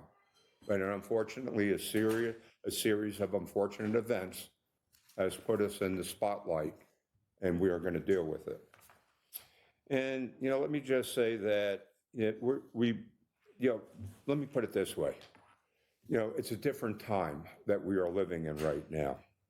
And any solution that we're going to come up with is complex. It's going to go beyond public safety. And it's not a solution that we could do right here in Virginia Beach alone. It has to be a 757 matter. It's got to be a Commonwealth matter. And quite frankly, it's got to be a national matter because, that's where a lot of the problems are. We now live in an era of what I call a culture of spontaneous violence that really didn't exist too far. Myself and people like Stacy and everybody and Hutch back in the day, there were fistfights. And then maybe you wind up being a friend one day. That is no longer the case. I remember at an event that we had at Mount Trashmore when we were planting trees from each city that had gun violence that took the life of a teenager. The councilman who is now the vice mayor of Hampton said, I am a preacher and I am tired of burying teenagers. And he said, back in the day, we used to have fistfights, but now people go get guns. And that is the culture. A proliferation of the people just having to carry firearms for a number of reasons.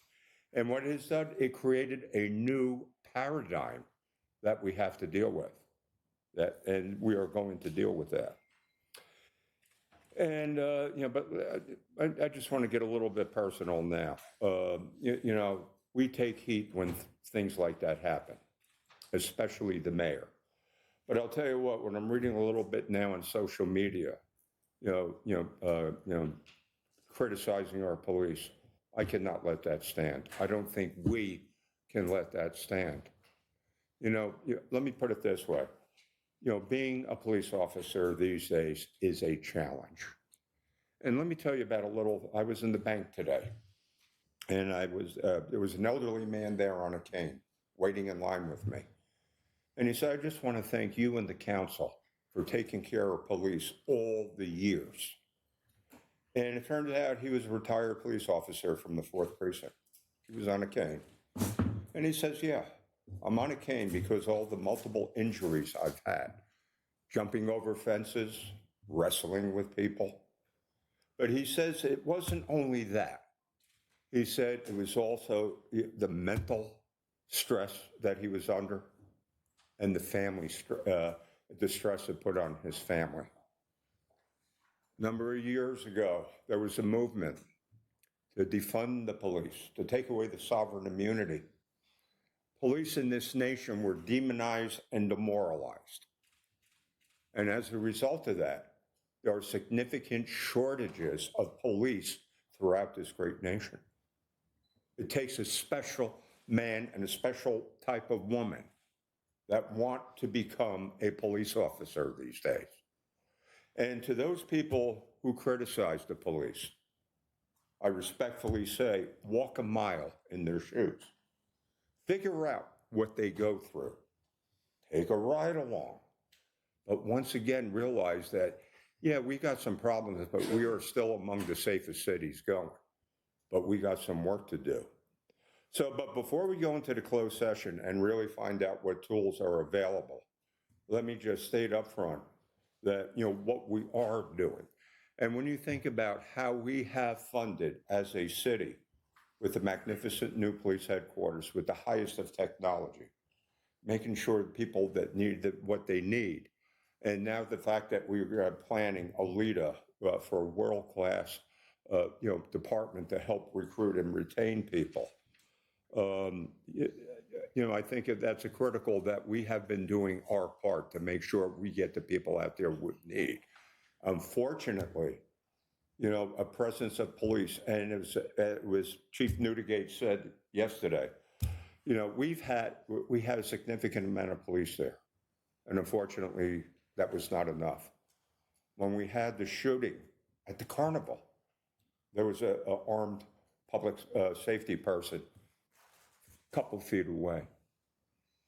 I hate to say, but we lost 2 magnificent police officers last year in a despicable act of violence that was away from the oceanfront. And this is happening in many, many cities around us and in this country. And what we're going to do.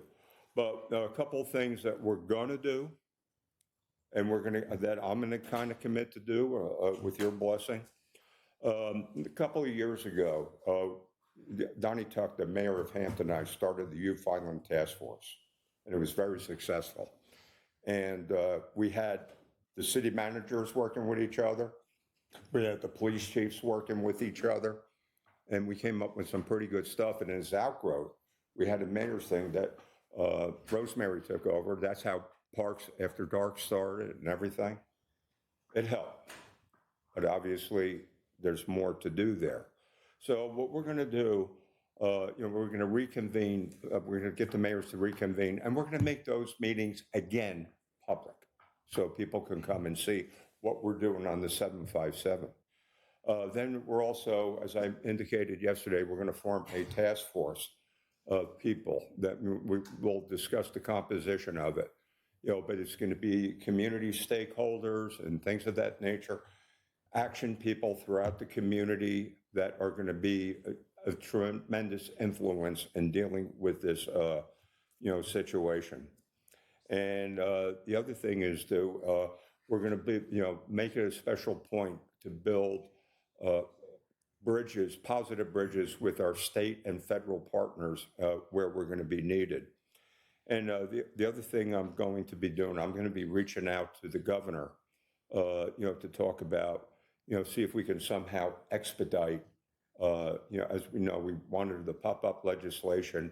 If somehow we might be able to get that on a faster thing. I don't think we have the luxury of waiting a year. We need some immediate action on what we can do. But once again, by building the bridges with our state and federal partners, we may be able to do things. But the other thing I want to talk about, we just can't do things locally. And one of the discussions that I've had and we've had is about education systems teaching de-escalation skills in school. A friend of mine became a high school principal at a local school. And he said for the first time in his life, he had to go on blood pressure medication because every day in the school, they would have 5 or 6 major, confrontations and fights. So we got to, start working on the behavior. The behaviors that are evident now, are born at the time people are in the 3rd grade on with bullying and things like that. So it's going to go beyond public safety, my friends. But I'm just saying that if there's any council anywhere that is going to come up with a remedy that we're going to need for right now, it's going to be right here. So as we go into closed session, we're going to do it with a sense of positivity, and that we're going to come out with outcomes. And once again, we're going to come out with the outcomes that the public deserves to know that Virginia Beach is, in spite of events, a safe city. Does anybody else want to make a comment before we go? Rosemary, Stacy, and... I just want to say, Wilson, I had some other things, but we want to stay on this topic right now, correct? Yeah. I'll tell you what, but okay, let's go Stacy and Worth. Well, I thank you for saying what you said. I agree with everything you say. Since yesterday's press conference, there's been a great deal of chatter on social media, and we've received a number of emails. And there's a perception out there amongst some people that this council is divided over their support of our city police department. And I can only speak from my time here on council.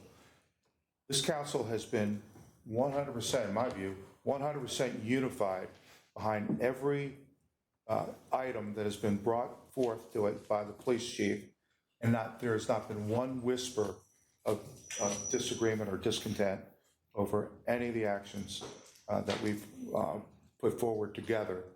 And I'm assuming that's going to continue. But I know the feeling of this council is we want to correct this problem, and we're going to do it together. And there's no discord in that. Thank you, Stacy. Worth? Thank you, Mayor Dyer, and I just want to compliment you on what you just said. And thank you for what you said yesterday in the press conference, as well as thank Chief Newdigate for what he did. He recounted, the incident of Saturday night, and where our police force was, over 90 officers there. And once the shots were fired, 10 seconds later, our police were there. So I've heard a lot, we've all heard a lot, as Stacy said, from the public and from all walks of life. I mean, friends, parents, not just stakeholders, folks from way in the western part of the city. And we'll get this right. I mean, we're going to find a way to get this right. And I know that's a promise. But we've got to fix this because it's not pretty. But folks, the public knows that we are going to do this together. And I think we are united with support of our public safety. Thank you. Okay, Josh? Yes, sir, thank you. Amelia. And yes, I echo Councilmember Remick's comment that y'all, everybody did a great job yesterday at that press conference and explaining why it is we're doing what we're doing. And I think something that really deserves to be highlighted and said is this is, like you said, Mayor, not a problem that's unique to Virginia Beach, but it's also not a homegrown problem in Virginia Beach, because if you look at the people who've either been the shooters or who have been shot, these are people from not even Hampton Roads. I mean, these are people from all over the state. So it is not the same kind of problem that we had in the 80s and the 90s, or even some of the recent ones with social perceptions of social injustice and societal unrest and protests and things. These are bad people coming here from other places. Some of them are armed, they have bad intentions, and then when they run into one another, bad things happen. And we're not going to community workshop our way out of this problem. I don't think the way to fix this problem is to keep doing like we've been doing, resource the police department with whatever they need to confront this problem and coordinate with our sister localities on this, this rash of violence, because we can do it. We can do it. Okay, Amelia? Yes, I would like to echo the same. As I was over yesterday at one of my civic leagues, that came up. They are happy that we're doing something about it. They're happy that we're collaborating, including with the sheriff as reinforcement in there. And the other thing that people mentioned was looking at everything, look how far we've come. And nobody was really blaming the city. Just like what Councilman Schulman mentioned, they're looking at having people from other places who have come. And I like what you said, we've got to look at it from the root, from the elementary schools and up, getting them prepared so they can be defensive for us as a city. Because overall, we're a pretty safe city. And we all believe in working together for having what we have in place. And we'll continue to do so. Thank you. Thank you, Hutch. So I'm going to pick my words carefully here for a second, but the first thing I want to say is it's just crap that anybody would say that we're not public safety friendly and really care about our public safety folks all the way up and down the line. And I would suggest humbly, don't look at the social media, the vocal minority, because that's what that is. My heart's pumping right now. It's like, that's just garbage. There's not one of us on here. I'm friends or, coworkers with all of you. Been on both sides with the manager, worked with the city attorney many times. Is that we just had the fire chief up here lauding how much we have done for him. Police chief was last week saying that. EMS chief sitting over here was there last week saying the same thing. So we do support at a high level. With that, though, and this is what I'm concerned about, is that unrealistic expectations and that we're facing a wicked problem is not going to be the easiest solution. And some of the answers, and that's what I try to say back to folks that are talking to me about it, is, okay, where do you think this lies? Yeah, shut down the beach, make it to tickets, do the wanding, everything else. Well, that comes with a whole nother host of issues we're going to hear about. So to think we're going to wave a magic wand and have this handled is just not the case. I personally feel, after all my years here and being a part of the oceanfront, it seems like to me when we get critical mass of the families and everything, that this dissipates. I don't know if it's a spring thing. I mean, obviously the pent-up energy and everything leads to part of this, right? I've said that already about me back in the day here. But it seems like once we get everybody in place, early June, May, end of May, yeah. This is really a March to end of April thing, and once you get the families here and just seems like the critical mass of the drowns it out, takes care of itself. We're going to work very hard to try to figure this out and minimize. We don't want to see our young folks getting hurt. That's what I've said before, is we don't want them to miss out on the rest of their life. And whatever we can do to help that, I believe that's our goal. And to keep ourselves family friendly and an economic driver that really matters to us. It just does. That's the hard facts of this. So anyway, thanks for letting me ramble. And before I get to Cash, Hutch, I just want to thank you for your comments and your 100%. Yesterday at the press conference, I said, being a physical therapist, dealing with people, first of all, you got to say, what's the problem? What caused it?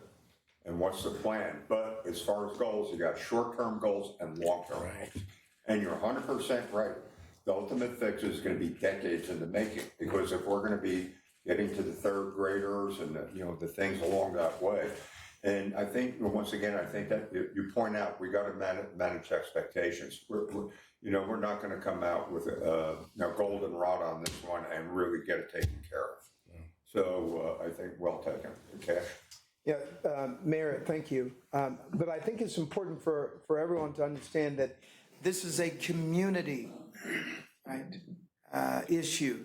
This isn't just a police issue. We need mentors in the community, the faith community, the leaders in the community. We need support, right? And so I'm a big fan of community policing. And I'm not a fan of how Baltimore was depicted with their policing, and then they had to change it. So I'm a big fan of empowering our community, tapping into the families then mentoring their kids, vice versa, grandparents, right? We are a community. We are a family-friendly society. And so this is how I lead. I lead with community first. Then we empower our police, right? So those things are important to me. So I just want to let everyone understand that the scope is not just police. That's one component to the solution. We need the whole family. Thank you. Michael. Thank you, Mayor. Well, I'm anxious to get into closed session, as everyone else is, I know, to start talking through what options are available and building toward a solution. But I think the community also wants to hear what's on our mind. That's why we're doing this way. Yeah. So I'm going to add my thoughts to this chorus. In my view, I've got a few things that are running concurrent. The first one is that we need to let our police officers know that I think they do know this council has their back, but that the community has their back. And there's a desire to see legal, fair, firm, proper enforcement of the laws, not just at the oceanfront, but throughout the city. And I think that our police leadership, professional staff, city management, and council members need to express in no uncertain terms that we empower those officers to do what's necessary to maintain and support public safety. And that includes aggressive gun interdiction programs. That includes a variety of other techniques, many of which we'll learn about more and the community will learn about as well with us in the coming days. But we need to make sure that the officers who are actually being tasked with doing the work know that they have our community support. And I know they do, but all of us I'm talking about citizens, I'm talking about council members, I'm talking about professional staff. We need to step up and make sure they know that they have our support. The other thing is, and I'm no expert in this, but in my view, we need to explore violent interrupter programs.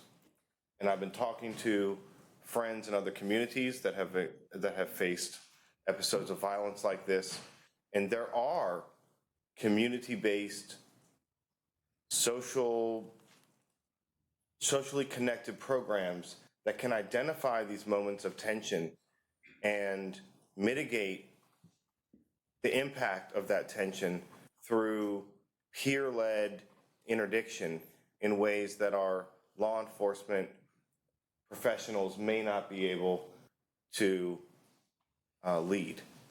And I think if you have a combination of violence interruption programs with true, meaningful law enforcement, the broadcast message that will go out, whether it's to Henrico or Richmond area or other cities in the region or across Virginia Beach, that we're here to be, I think it's what you say, firm, fair.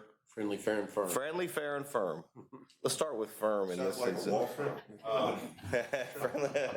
Friendly, fair, and firm. But don't come here and mess around. And also, we need to be thoughtful and strategic about how we can actually bring people into the discussion who have a sense of understanding and community trust that maybe some of our other assets may not have.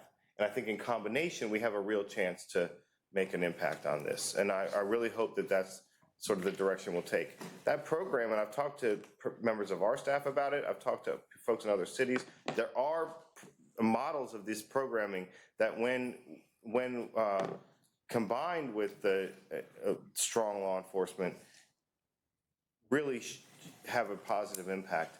That may not, we can't get that up and rolling for next weekend, so that's a whole different issue. But we need to be thinking about that. The other thing that's on my mind is, I heard Chief Newdigate talk about having 90 officers within a 10-block stretch at the oceanfront.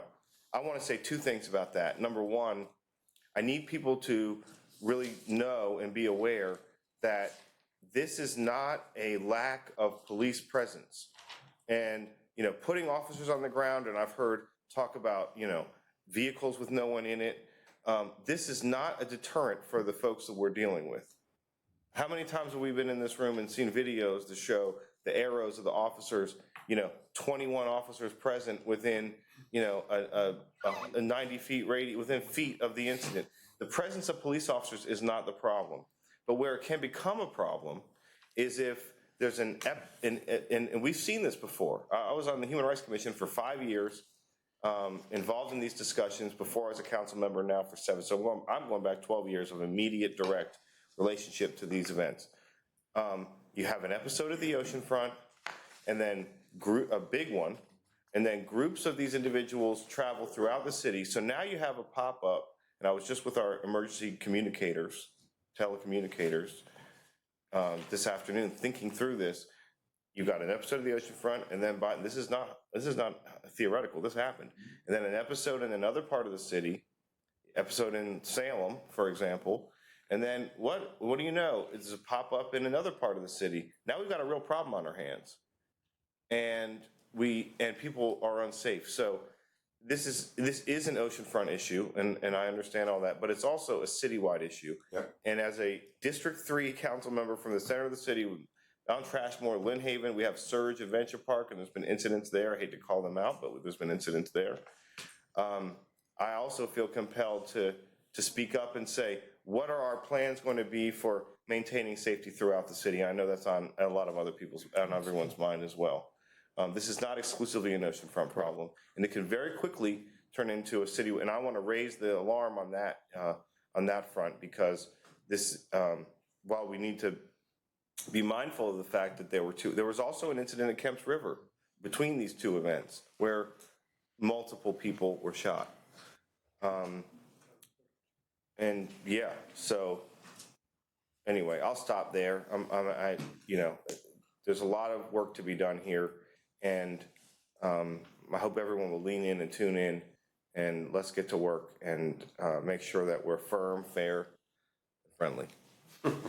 Yeah, and be assured, violence interrupters will be part of this toolkit that we're going to be using. And, let's remember, tough love can save lives. Wait, sorry, Mayor, I also want to say, it's very important that we broadcast out and emphasize that we need support from our Commonwealth's attorney and all their professional staff, and they do a great job, but this is no time to play. So I'm interested in what type of coordination we can support in that area, because their prosecutors are the ones who are, really who are prosecuting these cases and ensuring that the people who are responsible are held accountable. And we also need to make sure, and I know this is beyond the scope of our responsibility, but the judicial system and the judges need to understand the impact that these events, and I'm not saying they don't, but there are sentencing guidelines, there are a variety of aspects to that judicial system that I hope that will be kept in mind by those people who are in those positions of authority and power. They really understand. I know they're members of our community. They understand what's going on, but we need to make sure that people are held accountable and that accountability is distributed publicly in a way that people know what the consequences are. I intend to have the Commonwealth Attorney as part of the task force. Hey, Rosemary. This is a fantastic discussion. Thank you for everybody that spoke. I want to bring up two things. One is the Nemo Church.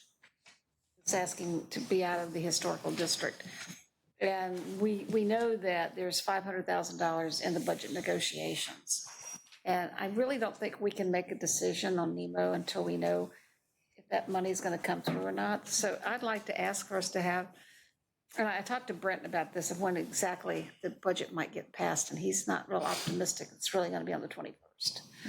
So I'd like to, of the 23rd, whatever day it is, to see if we could do an indefinite deferral until the state budget has been passed so that we have an idea whether that money's going to come through for Nemo Church or not.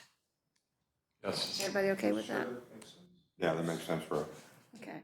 And the other thing I wanted to mention was we asked the electoral board to look at tents at the registrar's office, and they did a fantastic job and very thoughtful, and they worked really hard with recommendations. So I wonder if the council's ready to accept those, and if so, do we, I guess this is a Mr. Dehaney question, do we need to vote on that, or can you just take it as a direction? So if council indicates concurrence with it, then we could amend the administrative directive that the electoral board and voter registrar and I put together for that facility to include the language that they incorporated in the memo they sent to us. Can I ask a question about it? Please. Thank you. I was really appreciative of the work they did too. I just had one question. When I looked through it, it looked like they're recommending only 2 canopies be allowed, 1 each representing the 2 major political parties. Are we even able to limit the number of, based on the major political parties? But I mean, if another legitimately organized national party, like the Independent Party or the Green Party or whomever, what if they come up and they say they want a tent, and do they get one? I think we start by saying 2 tents and we deal with it as it arises. I don't think we want to be in the business of specifically calling out specific party affiliations, but we just say 2 tents and go from there. And just a little background, I know we've talked about it before, but I mean, there are people that go out there and they volunteer, they're older people, some of them, just maybe mobility challenge, and it gets hot or it gets rainy or all of that, and that's really what this is all about. I mean, just making sure there's people that help out on election day, and they ought to have the dignity of being able to sit in the shade or being kept dry. Okay, Michael. Thank you. Well, if, I would like to make a request to the body, if it's okay, as I am not in a position to agree to the recommendations at this time. We received them last week, I think, in our package. We haven't discussed them as a group. I can't recall every aspect of them off the top of my head. I was just looking for the memo. I think it's in my files at home. I think we should talk about this as a group. I'm happy to offer some of my reflections now, but you know, I would say in response to what you shared, Council Member, that this isn't only about the people who are working and volunteering their time, and I'm grateful to them and I appreciate them. But I'll let you know, and many others, that I have received so much incredible feedback from voters who have who appreciate the peace that occurs, who appreciate the lack of sign pollution and visual pollution and real pollution that was occurring there. I do think they made great recommendations, and I'm in agreement, but I recall having a couple questions about a number of them, and I think we should, before we move forward with direction or an ordinance, I think we should have a chance to discuss those, or at least have those questions asked. So if it would be possible, if you could redistribute electronically the memo, I would appreciate that, and at least give me and any others the chance to express concerns about that or have any questions we might have answered. Would you like a briefing? Yeah, let's be fine. Let's get a briefing. Okay, anybody else at this point? Yep. Mr. Mayor, Vice Mayor, Mayor, do you concur with the briefing? Then we can get it on the, We'll put it in the agenda. Okay, yep, thanks. Okay, are we ready? Okay, Jennifer. The Clean Community Commission is having at Mount Trashmore, I should have pulled it up ahead of time. Oh, no. I have two flyers here. Okay, so the Virginia Beach Clean Community Commission, they're hosting a zero waste wardrobe event at Mount Trashmore for adults and children. It's Saturday, April 18th from 8 a.m. to noon, where you can shop gently used donated clothing. So there are a number of places where if you have items that you'd like to donate, they're clean and gently used. You can donate them at Bayside High School, Kellam High School, Ocean Lakes High School, Tallwood High School, or Lynn Haven or LR Now. Today, well, not today because the window's closed, but by tomorrow between 7 a.m. and 3:30. So it's a way to save money and to save the planet. Oh, there we go. Oh, that was, yes. Okay, folks, are we ready? The chair will entertain a motion to recess into a closed session pursuant to the exemptions from open meetings allowed by section 2.2, 3711A Code of Virginia as amended for the following purposes. Legal matters, consultation with legal counsel and briefings by staff members or consultants pertaining to actual or probable litigation where such consultation or briefing in an open meeting would adversely affect negotiating or litigating procedures of the public body pursuant to section 2.23711A7 Atlantic Park, and also legal matters. Number one, consultation with legal counsel employed to retain by public body regarding specific legal matters requiring the provision of legal advice by such counsel pursuant to section 2.23711A8 Oceanfront Public Safety, and then publicly held property discussions or consideration of acquisitions of real property for public purpose, of public disposition or publicly held property where discussion in an open body would adversely affect the bargaining position or negotiating strategy of the public body pursuant to section 2.23711A3, and that is District 2. And then personnel matters, discussions, considerations, interviews of prospective candidates for employment, assignment, appointment, promotion, performance, demotion, salaries, disciplining or resignation of specific public officers, appointees, or employees of public bodies pursuant to section 2.23711A1, and that would be council appointments, boards, commissions, committees, authorities, agencies, and appointees. Do I have a motion? So moved. Second. All righty. You know I want. Councilmember Luigi? Aye. Councilmember Cummings? Aye. Councilmember Absent. Councilmember Hutchinson? Aye. Councilmember Councilmember Justin Green. Aye. Councilmember Remick. Aye. Councilmember Ross Hammond. Aye. Councilmember Rouse. Aye. Councilmember Schulman. Aye. Vice Mayor Wilson. Aye. Mayor Dyer. Aye. 10-0. Okay, we are recessed into close.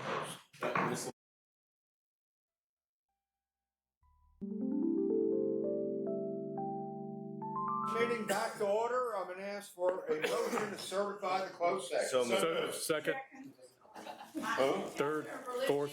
Aye. Councilmember Hutchinson. Aye. Councilmember Justin Green. Aye. Councilmember Remick. Aye. Councilmember Ross Hammond. Aye. Councilmember Rouse. Aye. Councilmember Schulman. Aye. Vice Mayor Wilson. Mayor Dyer. Aye. 5 votes to 0, certify the closed session being a part of the motion. Okay, we are adjourned. Thank you all very much. Excellent.